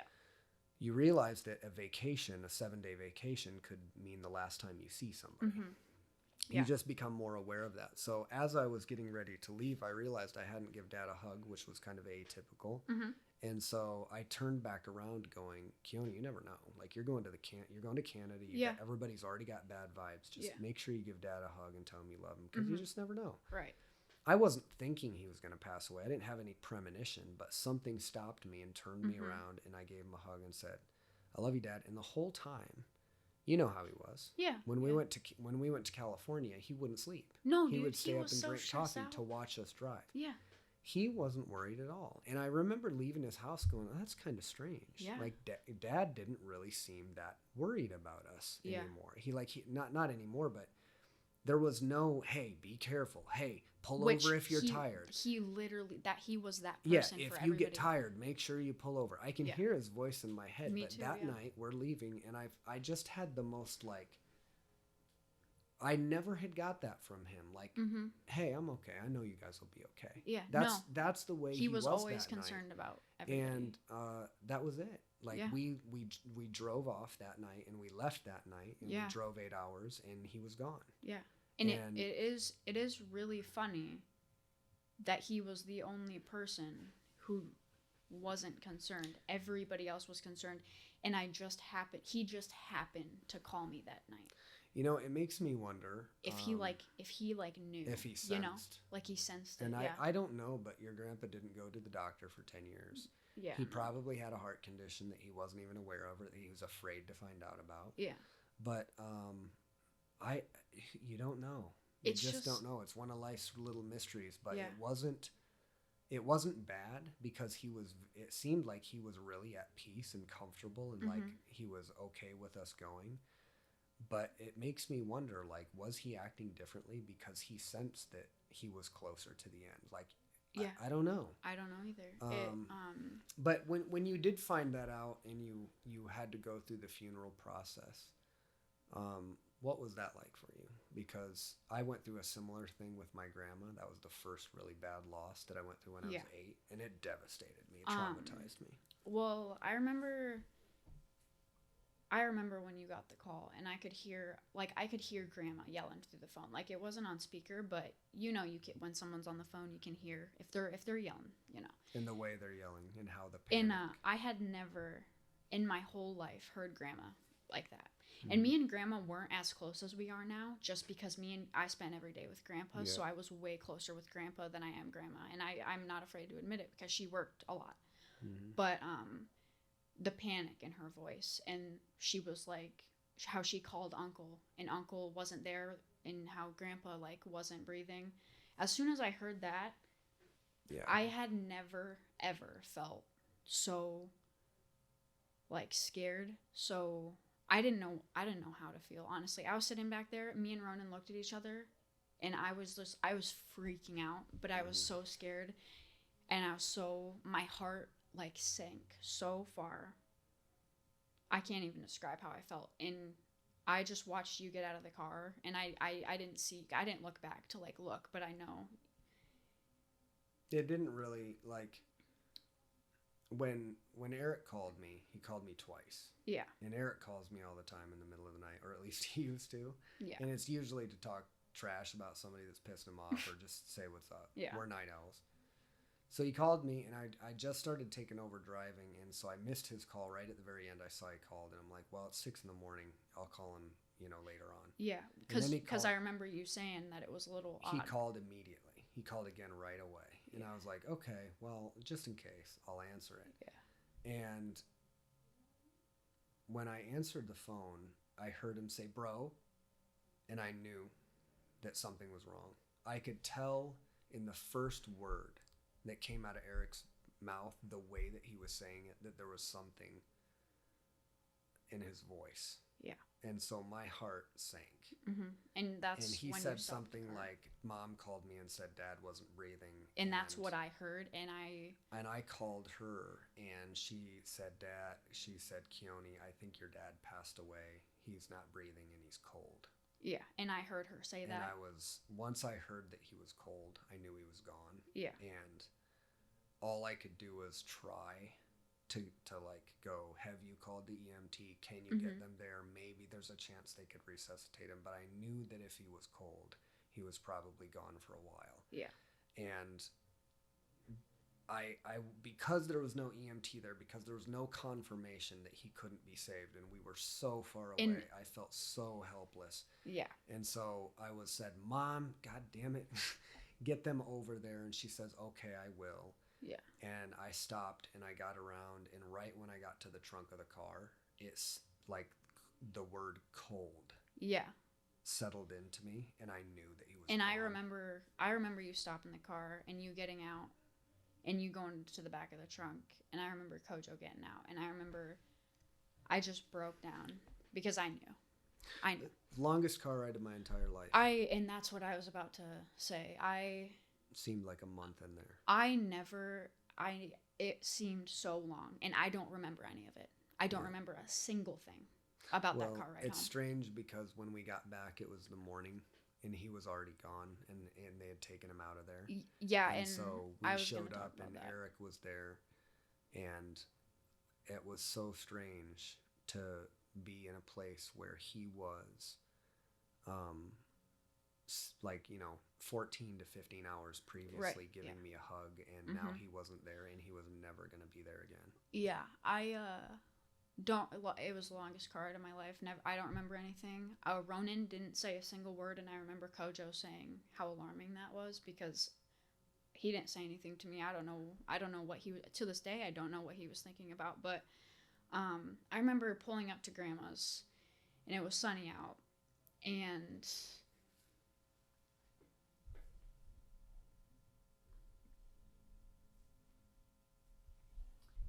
I think Mom, Brent, Uncle, and Grandma were all standing out there.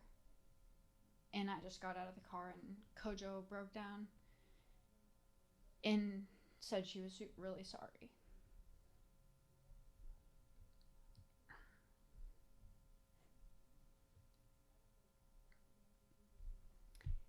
And I got over to Mom, and I just fell to the ground. And I don't really remember anything after that. I don't remember anything for quite a few weeks. That was this. I've talked about this with Eric, but I loved your grandpa, and I love your grandma so much that the moment when I was a child that I found out that they were going to die someday, it just cut me in half. Yeah. And I remember when I was 5 or 6, my mom explaining that she wasn't gonna always be alive for me, and someday she would pass away, and that's just the way life was. Yeah. And I was like, oh, okay. And then I went to bed and just cried and cried and cried. Well, my parents were so amazing that every time I think about not living with them, it hurts me and it bothered me, and I mourned them long before they passed away, which is a great testament to how amazing parents they were. Yeah. If they can make me feel that way and mourn them before they're gone, it's an amazing thing. But I knew, and your grandpa had prepared me for that day for my entire life. Yeah.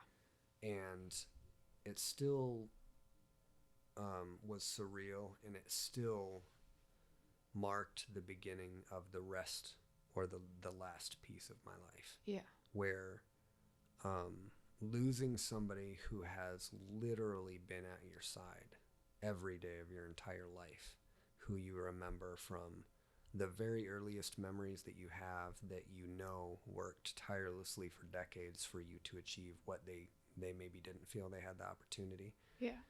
To have him there every step of the way, through the gyms, through the journeys, through the struggles, like trying to be the best dad he could possibly be, and then not having him there, it's very lonely. Yeah. It's a very lonely feeling. And he was like a father figure in a lot of ways to his grandchildren, because he was so involved in what they did. Yeah. And I wish you guys would have had a little bit more time with him, but I'm really thankful that you got the time with him, because you know what I know about him. Yeah. Yeah. And it's tough, but for me, that was when I became a man. And the people say that's kind of funny. That's 3 years ago. You're 38 years old. Yeah. I was 38 years old, but I was still a stupid fuck. You know what I mean? Like, I did stupid shit. I made bad decisions. Not all the time, but like, I talked a good game, but I didn't really always back it up. And I was selfish in a lot of ways. And I was deceitful to myself and to other people in a lot of ways. And it's like when my guide, when my rock, when my hero was not there anymore, I just was like, that's it. Yeah. You have to like become him now. You have to honor his memory, because he's not here to do it anymore. Yeah. And he did so much that now you really have to step up to the plate. Now you have to really push yourself and see what you're capable of accomplishing. Yeah. And kind of the precursor to your grandpa passing away, the other great tragedy in my life that really affected me in a deep way was when Seth passed away. Yeah. And Seth was one of my students that committed suicide. You might not have known Seth too well. No, I talked to him a few times. But you knew him. Yeah, you knew him. Yeah, I remember. And but Seth was like this young, impressionable kid with social anxieties that I really resonated with. I'm like, I feel like you are the way I was when I was a kid, and it's not a fun place to be. So maybe martial arts will help you out. And, you know, his parents went on to say they're thankful for Hard Drive, because Hard Drive allowed their son to live 2 or 3 more years, you know, with some semblance of happiness. Of course, that's not enough for me. I'd rather have Seth around. Yeah. But that was Seth's death a year or 2 earlier, and then your grandpa's death is kind of what took me from the last remnants of immaturity and brought me full scale to like, this is the man you have to be now. Yeah. And such a huge responsibility to fill, but you know, there's 2 ways that you can look at this. You can look at it and you can go, everybody's going to mourn. You have to mourn. Yeah. When somebody that influential is taken away forever, it hurts. It's supposed to hurt. It means that they were worth it. Yeah. But I had 38 years with that man. Yeah. You know, and some people don't have 10. Some people don't have any. Right. Some people, like we were talking about with Courtney, lost her father at 20. I got 18 more years with my dad than she got with Hugh. So who am I? Right. To be too upset, to be too sad. I missed a guy, and I know you guys miss him, and that's a testament to how great he was. But we're just fortunate that we had him, because without him, we wouldn't be. Yeah. You know? I couldn't imagine being the person I am without him, just because of how he was, his spirit, how he did everything for everybody before he did it for himself. Yeah. He was selfless. Yeah.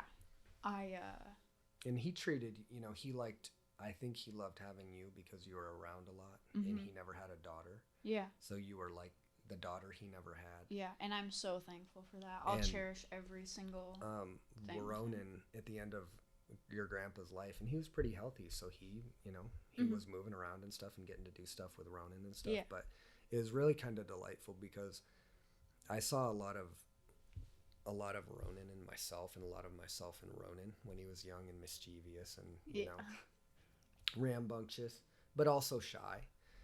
And I could see my dad looking at Ronan and thinking back to when his sons were young and getting to go through that, but like the fun stuff where you don't have to deal with your kids being a pain in the ass. You just get to buy them ice cream, right?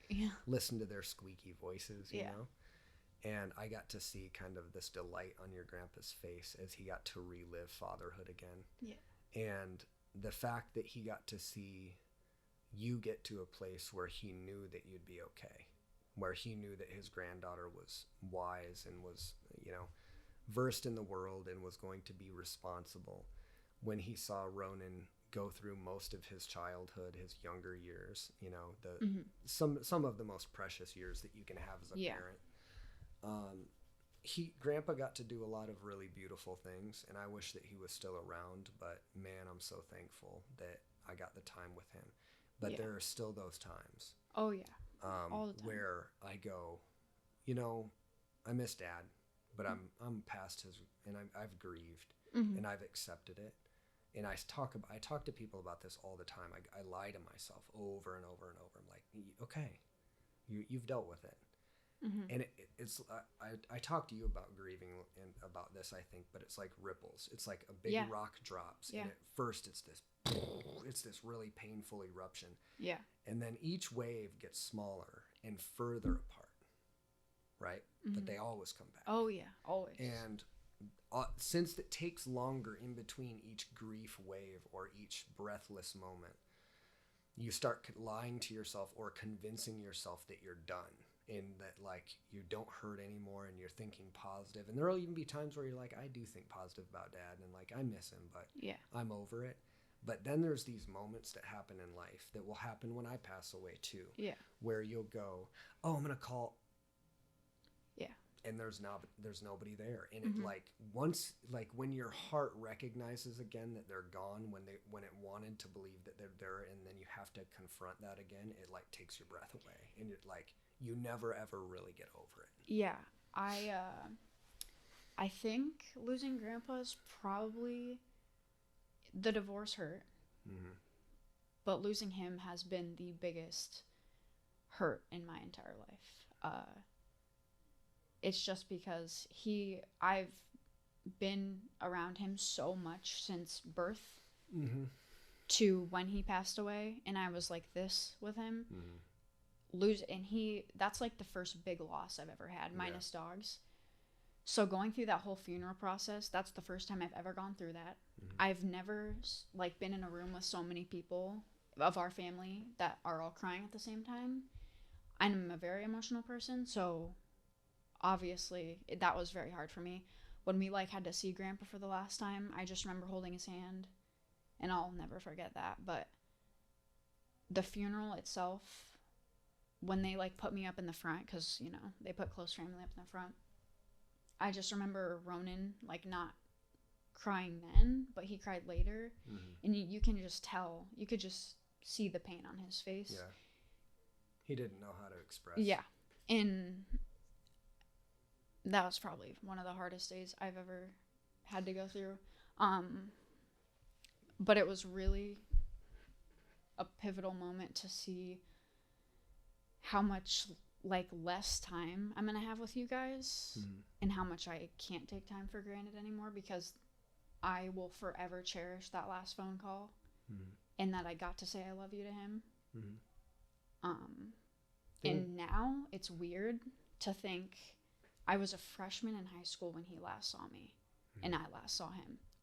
I'm like a completely different person now, and it makes me wonder like what he would think, and like how many other times he could have seen me dance. What would he think? he'd be proud of me, you know?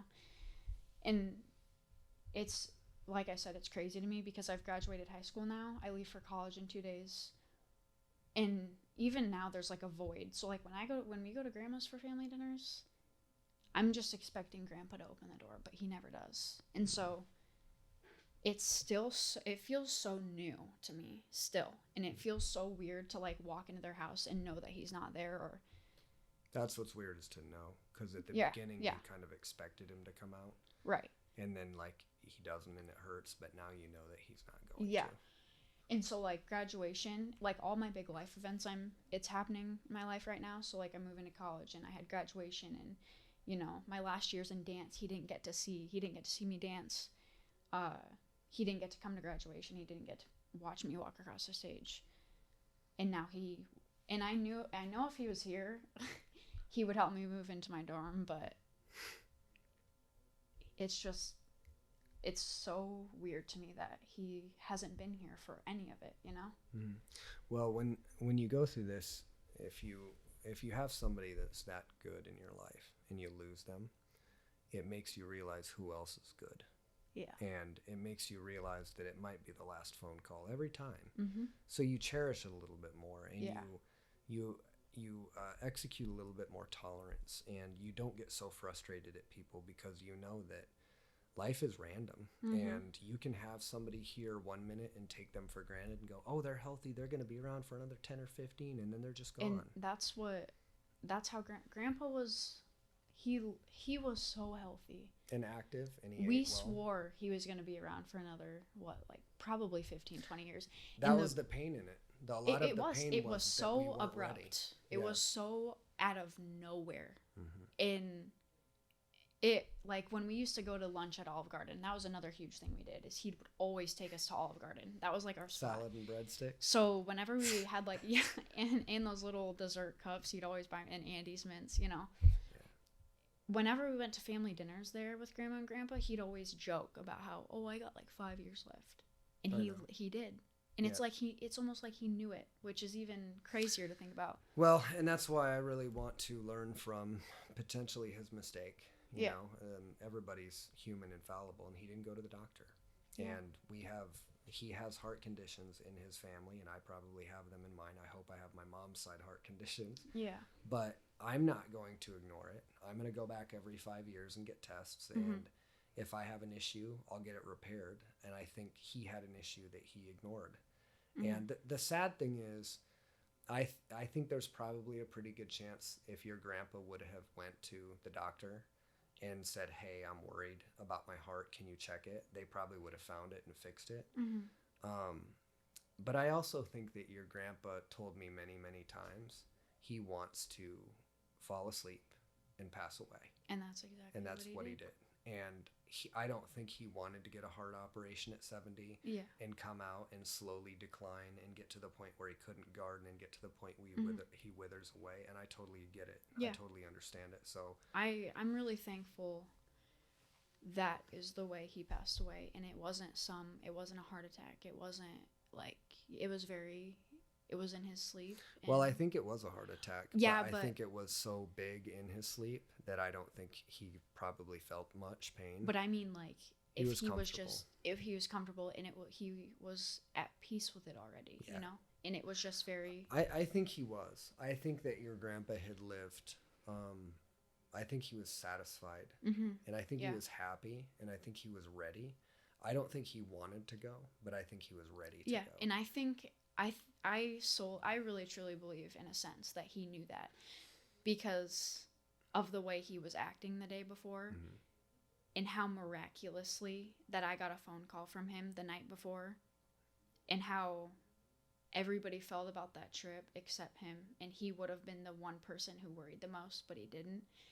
It's insane how that all... Well, it could be coincidence, but I don't think so. I think there's truth in that Grandpa knew or felt something, and I wish that there would have been more effort to maybe identify it, but that's a selfish wish. Yeah. Ever since I was a kid, your grandpa told me that he wants to die in his sleep.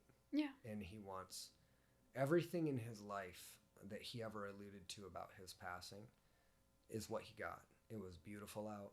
His garden was radiant.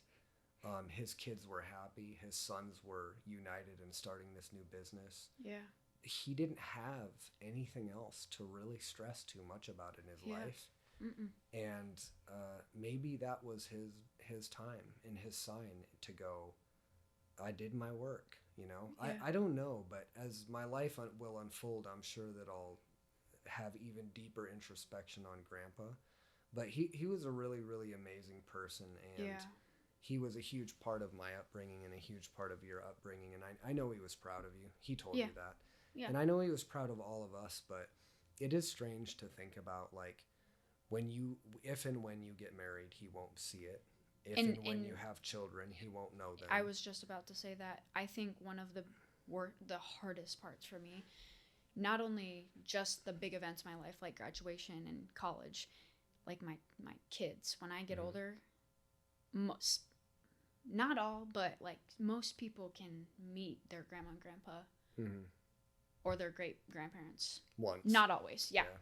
But he was the type of person that I wanted my kids to, you know, and I know that you'll be that person too, because I'll be a pretty clear reflection of Grandpa. Yeah, and it. But I know he won't see me if I get married. He won't see me get married. If I have kids, he won't see me. He won't meet my children, and like. And so it goes. Right, it's just like one big event after another that there's gonna be a void there, which is hard for me to wrap my head around because he's literally been there for everything, you know? Yeah. And if me and Clayton do stay together, Clayton never met him. No. And I've like over the past year that's hit me a little bit because I never really thought about it that way. But I was like, wow, he's never met Grandpa. Like Grandpa would have probably loved him, and he would have loved Grandpa. Loved Grandpa. Well, and I think that, you know, part of our responsibility to the people that came before us is to educate the future about who they were. And, you know, you never met, you met Grandpa Vince. And I do remember Grandpa Vince a little bit. Yeah. And you probably remember the things that you remember about Grandpa Vince. Now, riding on the golf cart. Right, but when you think about Grandpa Vince, think about the way he moved, the way he walked around. Yeah. It's exactly like Grandpa. It is literally it's a carbon copy. It's like Grandpa, except a little bit older and with lung issues. Yeah. But it was the same guy. The same guy. So that person will probably be very close to who I am as well when I get to that same age in their life. And I'm thankful I have like not the same, but a good reflection of what Grandpa was. Yeah, and you can educate your kids. Even though you never met my grandma, I tell you stories about how we used to watch Golden Girls. And you can paint some kind of picture about the best in who she was. Yeah. And that's the honor of what our elders do, and that's part of life and the transfer of information and love through the future generations is having people that are so good in your life that even after you're gone, you want people to know them. If you have that in life, you won. Yeah. You hit the human being lottery because you have people so awesome that you celebrate them for years and even generations after they go away. And Grandpa will be that person forever. Yeah. He impacted so many people. If it was a random person or if it was his neighbors, he mowed his neighbors' lawns. He snowblowed people's sidewalks just because he wanted to. Yeah.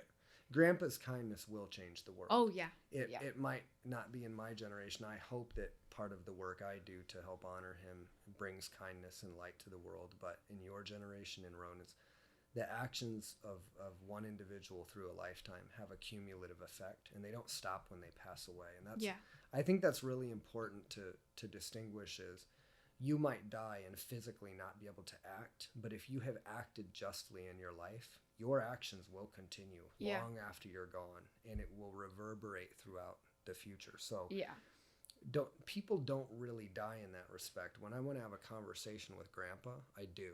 And a lot of people are like, oh, they immediately want to draw the distinction. Do you think you're really talking to him? Doesn't matter. No. I know exactly what the guy would say. Yeah. I know exactly what he would support me with. I might not have his wisdom, but I'm shocked at the amount that he gave me after he's been gone and I've had to use it. I've got quite a bit of it. Yeah. So like there's still routinely times where I go, what would Dad do? Mm-hmm. And I got a For clear sure. answer just like that. And so that's what I consider part of what most people look at as the afterlife. Mm-hmm. Is Grandpa is not physically alive anymore, but he's still kicking. He's left still, so much. He's still impacted so many people that Yeah. his spirit is manifesting through their actions Yeah. and through their everyday. The- And that's a good life. Yeah, the kindness he endured to so many people. He brought, just like at our family reunions, like he brought it together. He was like He did. glue. Your aunt You said know? that. Your Yeah. aunt said that your dad was the glue that bound this family together. He really which is was. why when he passed away, I wanted to make sure I got a hold of the family and said, hey, we can't stop this. No. Not till the last fucking one of you Mm-hmm. Seriously. is gone, because you know, and the crazy thing is, like, from my perspective, now that I'm older, I'm twice your age.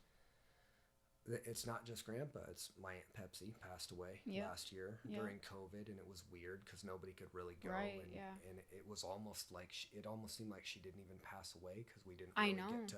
It you know does what I feel mean? like that. Yeah. It's very strange, but you know, that's what I've talked about with Courtney a lot too. Is now that I'm getting older, there's more funerals, and it makes. I always wondered when I was a kid, why do old people just travel around the country? Why do they do this? Why would they want to stay in one spot and watch everybody they know die? I know.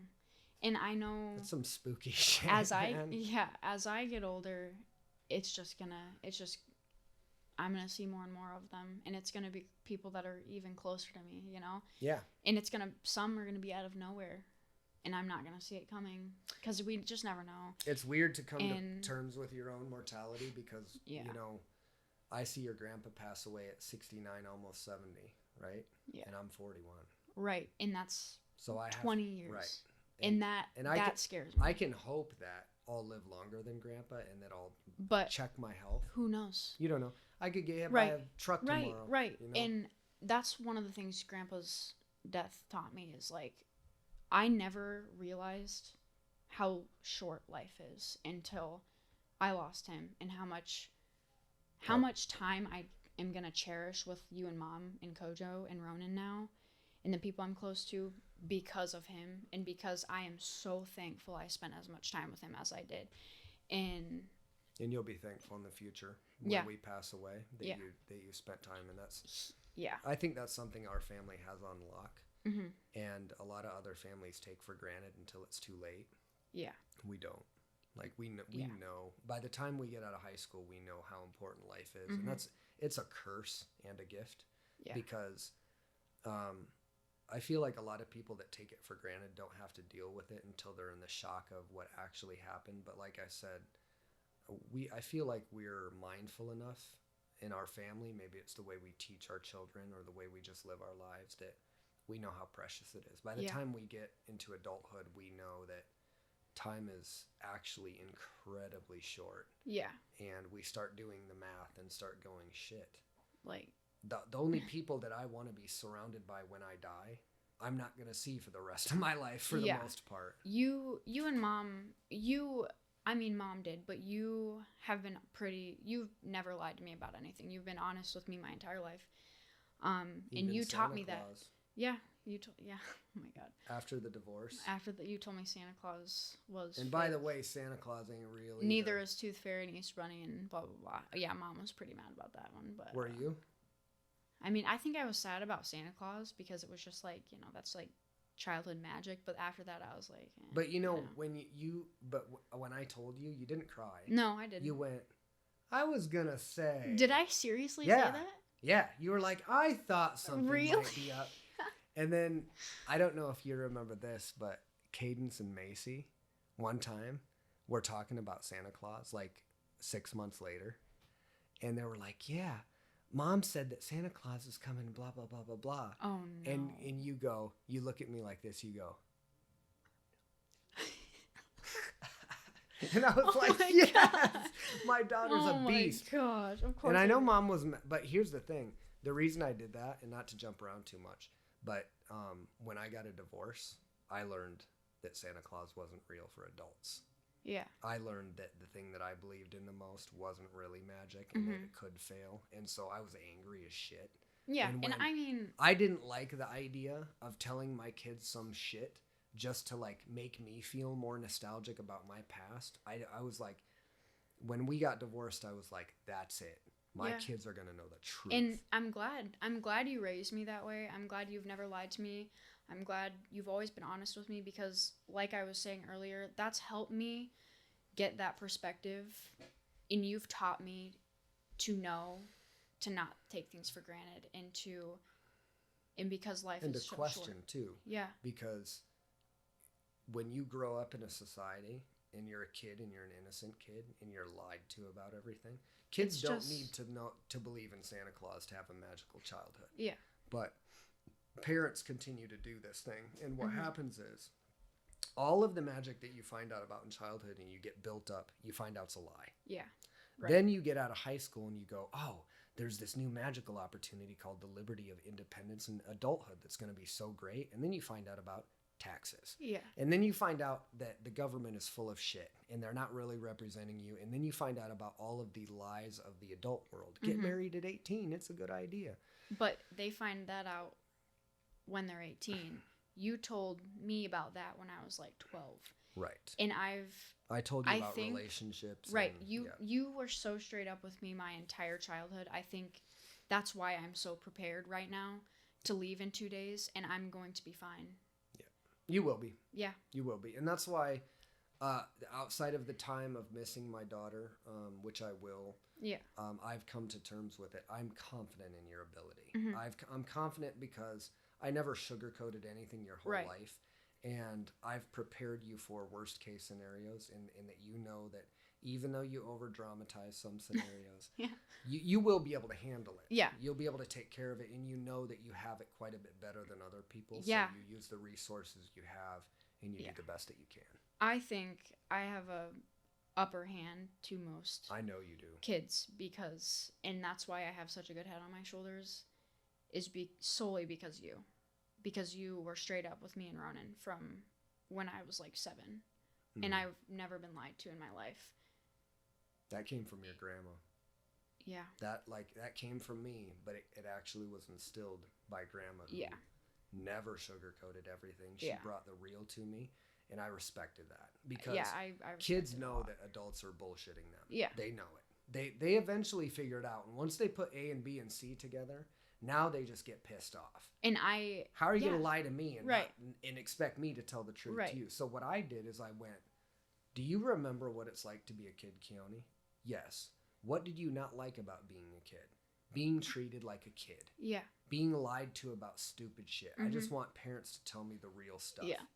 And so it was after I got divorced when my whole illusion of marriage and grandeur and success was shattered, that I said, this is going to hurt a little bit, but I'm not going to send my kids out into the world in this delusion only to set them up for failure. Right. They're going to know that sometimes the world's cold, sometimes it's corrupt, sometimes it's dirty, sometimes there's people that have all kinds of problems that you don't want to deal with. Yeah. There's going to be girls that pretend to be your friend that aren't your friend, that are only going to try. And I told you that shit from the very beginning. And that's why I've gotten through certain situations, just like when I got picked on. You told me that years that was going to happen before. I was already prepared for that. That's why I think I'm so well prepared to go off on my own, and I'm so independent, because I've never been lied to. And I cannot tell you how much I respect you for never lying to me, because I never realized it then, but I know that now it's like the greatest. Nothing's more important than the truth. No. Liberty, truth, and love is a happy life. Yeah. If you can be honest with yourself about who you are, if you can express yourself freely, and if you have people in your life that love you and that you love, you win. Yeah. Life, you've already won at life. There's no other winning at life that you can really do beyond that. Yeah. Well, Papes, we should probably wrap it up. What do you hope, if you're listening to this in 20 years, who do you hope that person listening is going to be?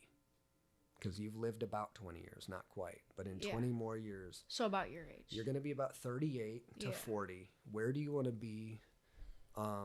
what do you think will bring you happiness, and what do you hope the person will be listening back to this podcast? Confident and what have you want to accomplish at that point? Do you think you want to have a family, anything like that, or what? Yeah, I hope to have a family. I hope to have a few dogs. I want to be very close knit with you guys. I want to, just like we are, I want to have family dinners. I want to go to sporting events. I want to be very close. I want to stay very close with you guys. And I don't even know, maybe I'll be living somewhere else. Mm-hmm. If I'm living somewhere else, I still want it to remain the same. I want to have a good job. If that's, whether that's, I don't know, anything could happen. It could be here at the gym. I could be a coach. I could be a strength coach. Happen. If I further my degree in exercise science and I complete college and get my bachelor's degree, I will use that and get a stable job so that I can have a stable home for my children. And like marriage-wise, I'm hoping to nothing against you and Mom. I don't want to be married that young because no offense. I saw the hardships that you guys endured, and I'm assuming most of that is because you guys probably jumped the gun on that. And you've told me that before, right? We jumped the gun, but also it was we got involved in early relationship, and I think it was okay because, like I said, we were in a desperate, not dark or desperate, but like we needed each other at that time in our life. Yeah, but we changed, and right, and that's something that early children, I think, is the thing. I don't think early marriage is. I think early marriage can be if it's too early, but I think having children early, I was 100% ready to have children. It was my idea. Mm-hmm. And I don't regret it a single bit. But what I didn't realize and what I didn't expect was that when we had a child, it wasn't me and Tish anymore. It was me and Tish and you. Yeah. And I still wanted it to be me and Tish, but then have me and Tish and you time. Mm-hmm. And what happened was I started training, and I had time training, and I had time with you, and I had time with you and me and Tish. Yeah. And the time with Tish went from me and you all the time, 24 hours a day, and that was really when we were most happy. When we were working at Holiday Inn, we were with each other all the time. Right. That was when we were the most happy. But the kids, on top of all of that, definitely, it was a strain. Because you guys were young. It's like a pie chart. You only have so much time. And when a kid comes in, they get less of your pie. And so, for myself, I don't want to jump the kids. Jump the kids. Yeah, I don't want to do that. But I don't want to jump the gun on kids. If I do get married, it will probably be, I don't know, 25, maybe even later than that. But I don't want to have kids till I'm like 26, 27, so that I still have time to have a second or third kid and not be too old. You know what I'm saying? But it's late enough. I have found out kind of who I am enough to where if I do have a husband or I am married at that point, it won't be. I'll know who I am. While you and Mom still needed time to figure that out. You know what I'm saying? Or we were on different Right. You were on different speeds. Yeah. So I'm hoping, growing up and seeing what happened with you and Mom, I can now plan better for what I want my life to be and avoid our mistakes. Yeah. And so I'll definitely learn from them and take that with me, but I just want to have it kind of scares me to have the typical live in a cookie cutter style house. It's boring. You know, I want to have an acre of land and like build my house and do it just how I want it and have my own unique twist on it. And I want to have my family over for the holidays, and I want to have Thanksgiving at my house, and I want to have like a Super Bowl event with my friends. And you want to have it your way. And I want to have dogs, and I want to have kids, and I want to have a marriage, and it's gonna be hard. I already know. Yeah, life is it's tough. Gonna be tricky. I'm gonna have to go through obstacles within even the next 4 years that I don't even know I'm gonna have to go through yet.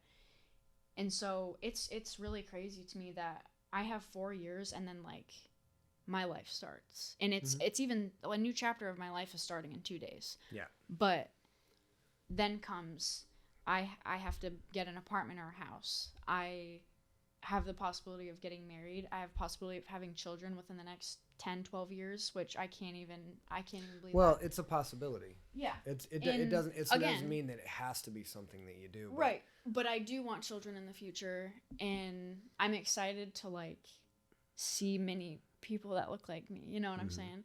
That's going to be so cool, but just take care of you first. Yeah. Like it's and the one advice that I can give to you is take care of you first. Get to 25. Yeah. 25 for me is a really kind of important. You're a quarter century in.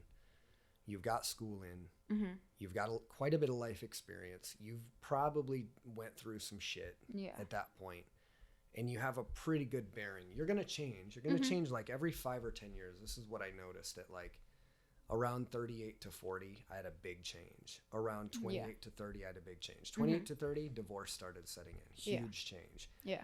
38 to 40, dad passed away. Huge change, huge kind of veering in direction for me. And even now with me moving, it's a change. And in 10 years when I'm 50, I'm going to have some other, hopefully even higher transcendent shift where I can even appreciate the things I have even more than I do now, which seems really difficult. But my point is, you're in this constant state of evolution. So until you know where that evolution is going to take you, which is going to take you 20 to 30 years. Yeah.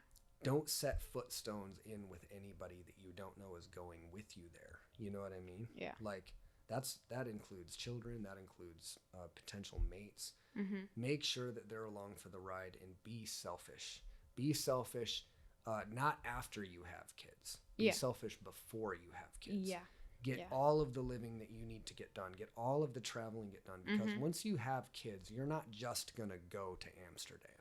You have a kid. Yeah, you're not going to just fly to Paris. You're not going to just be able to go down to Peru. You're not going to be able to canoe through the Nile, river or whatever crazy shit that you want to do when you're young. You can literally just kind of go do that shit. Yeah, and that's another big thing.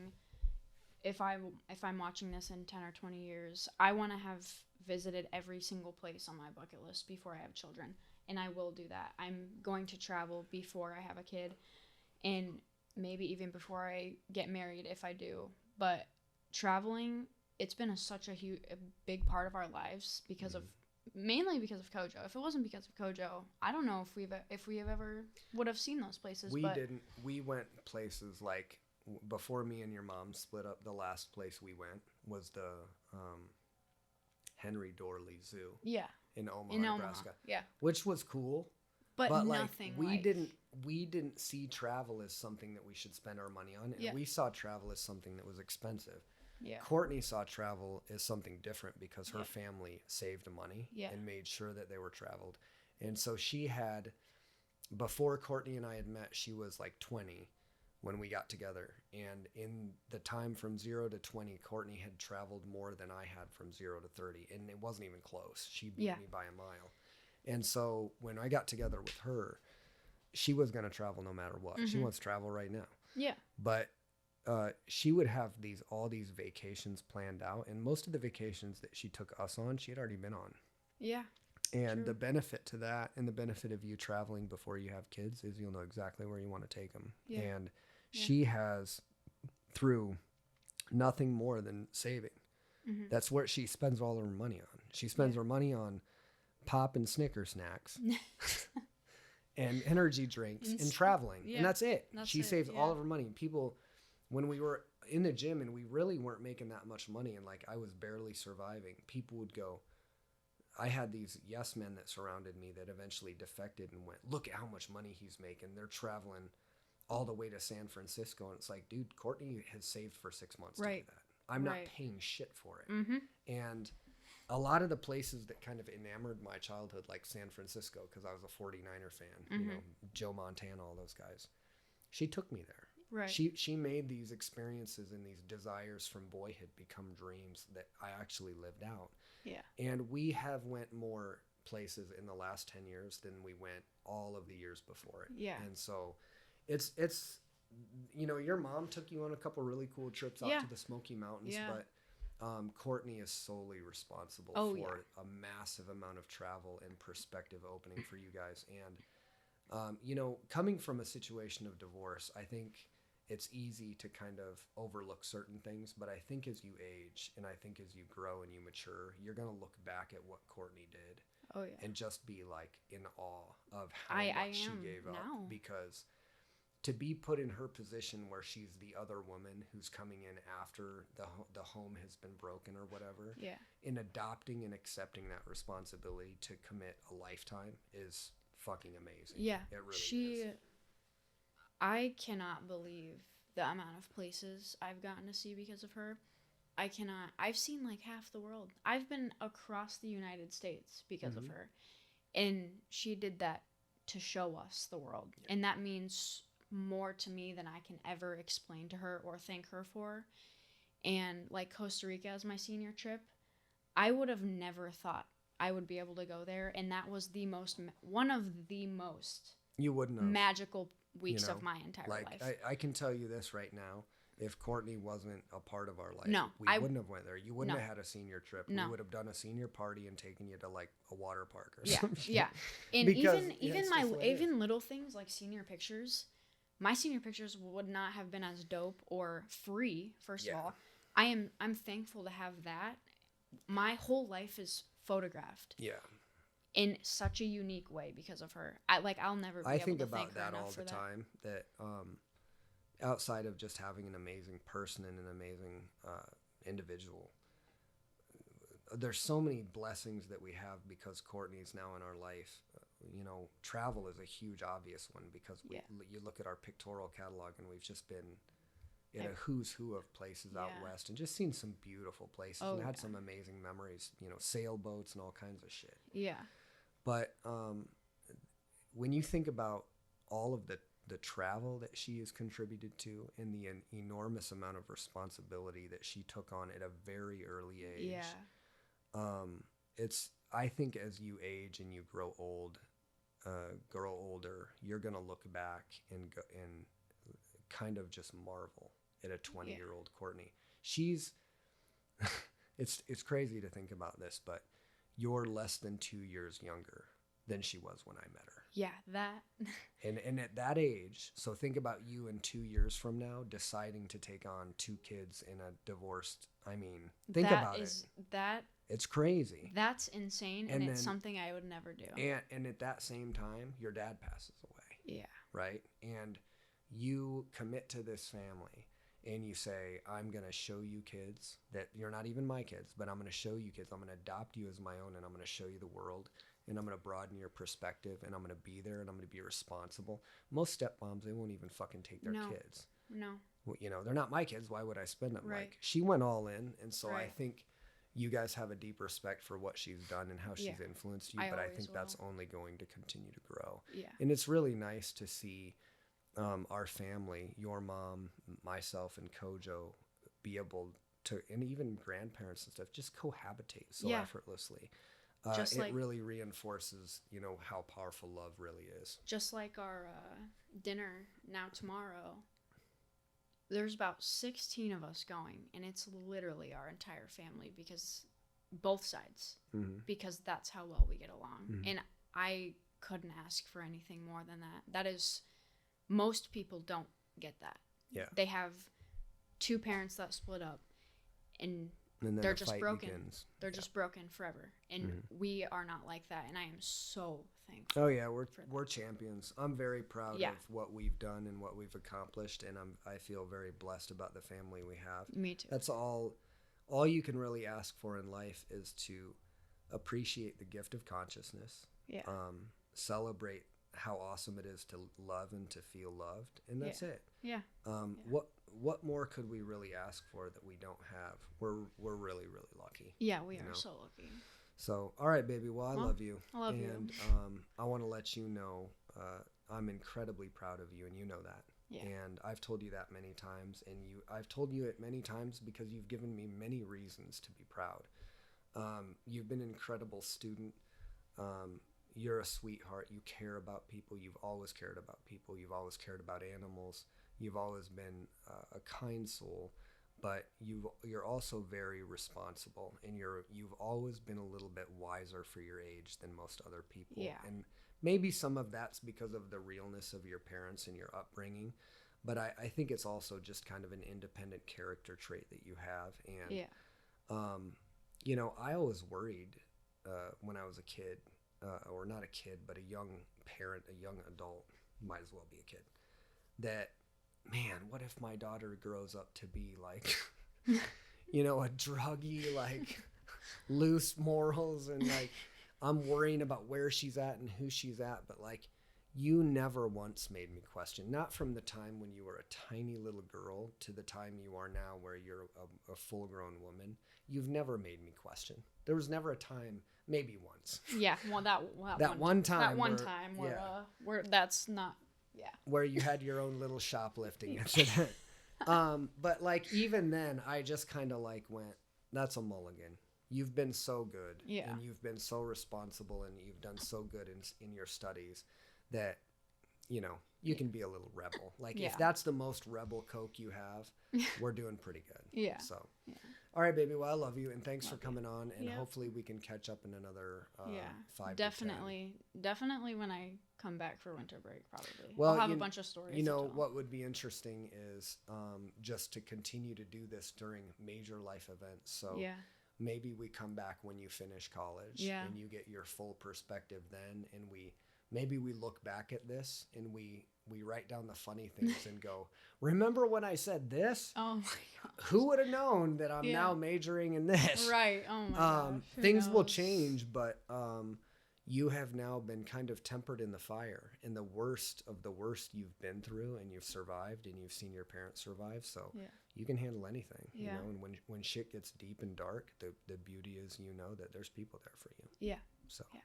My wisdom teeth. That'll be a gem in here, probably. yeah. So what we're going to do is, for anybody that made it to the end here.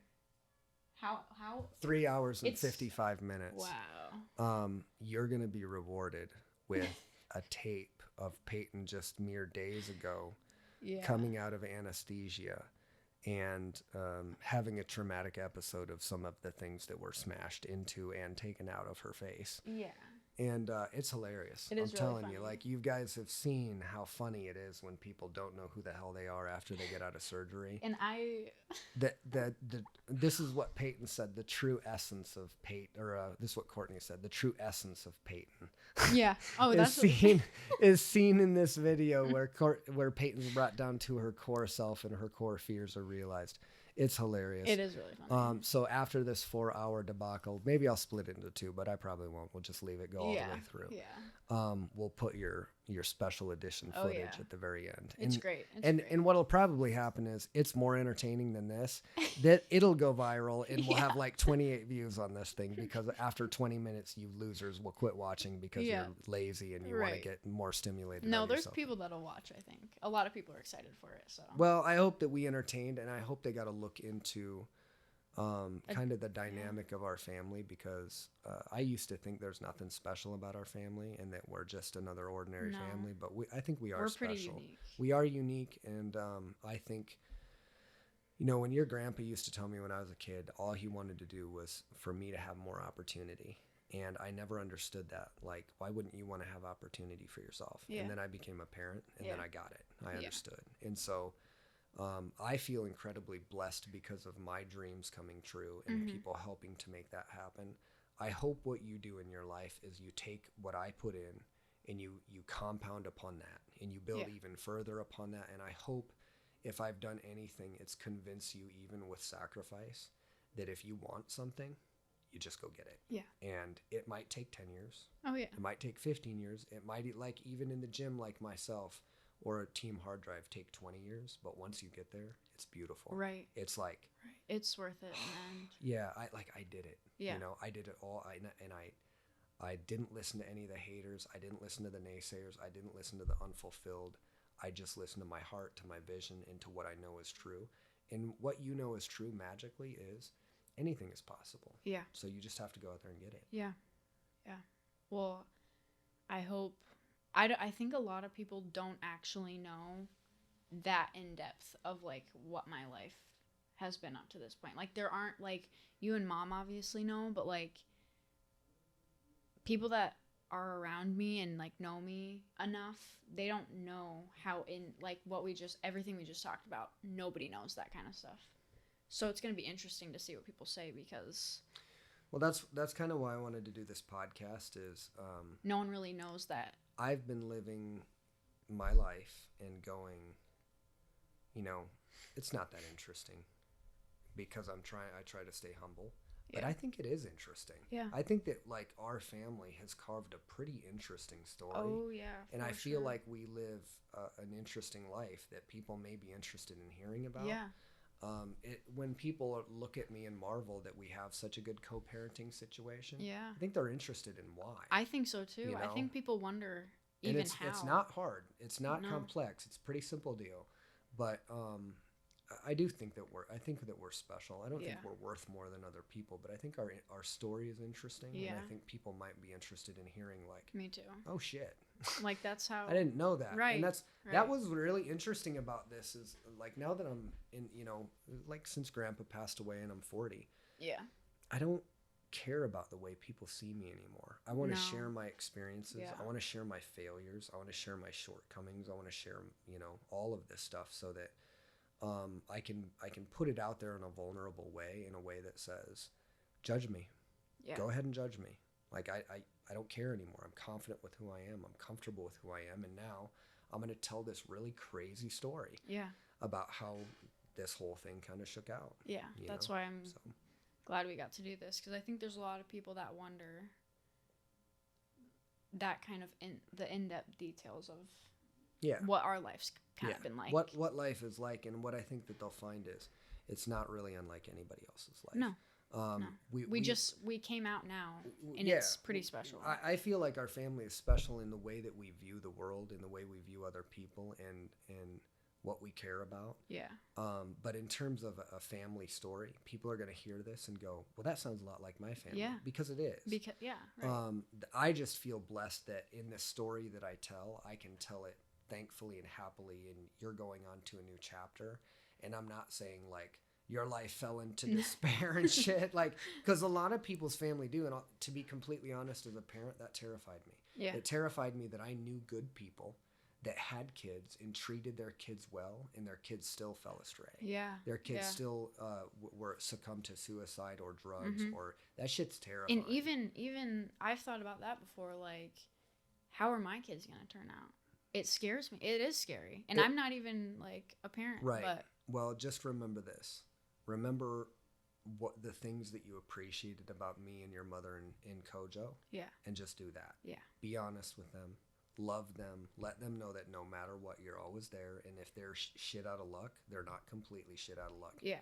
If you just love your kids, if you just let them know that it would hurt you to see them hurt, that you would be there for them if they were down. Yeah. And that's all they know, they'll walk through dark times. Yeah. A lot of what got me through the darkest times was knowing that if I perished somehow, it'd kill my dad. And I didn't want my dad to hurt because I hurt. So I did the right things more than I did the wrong things. Still did stupid shit.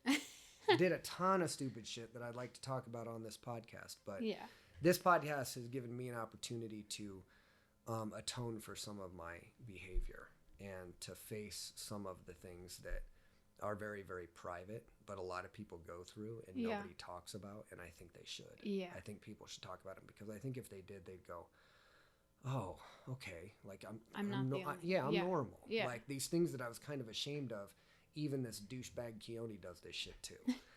Because we're human beings. Right. And human beings are fallible, but if you can get, just like we talk about in martial arts, you get 1% better every day. If you can treat your family 1% better, if you can be a better human being by 1%, it doesn't take very long for you to start pushing the needle in the right direction. Yeah. So I'm excited to see where that direction goes for you, and hopefully we'll circle back up here in a few years and see what new life revelations that you have. All right, baby. I love you. All right. Love you. Okay. Princess Peyton signing out. Yep. All right, sweetie.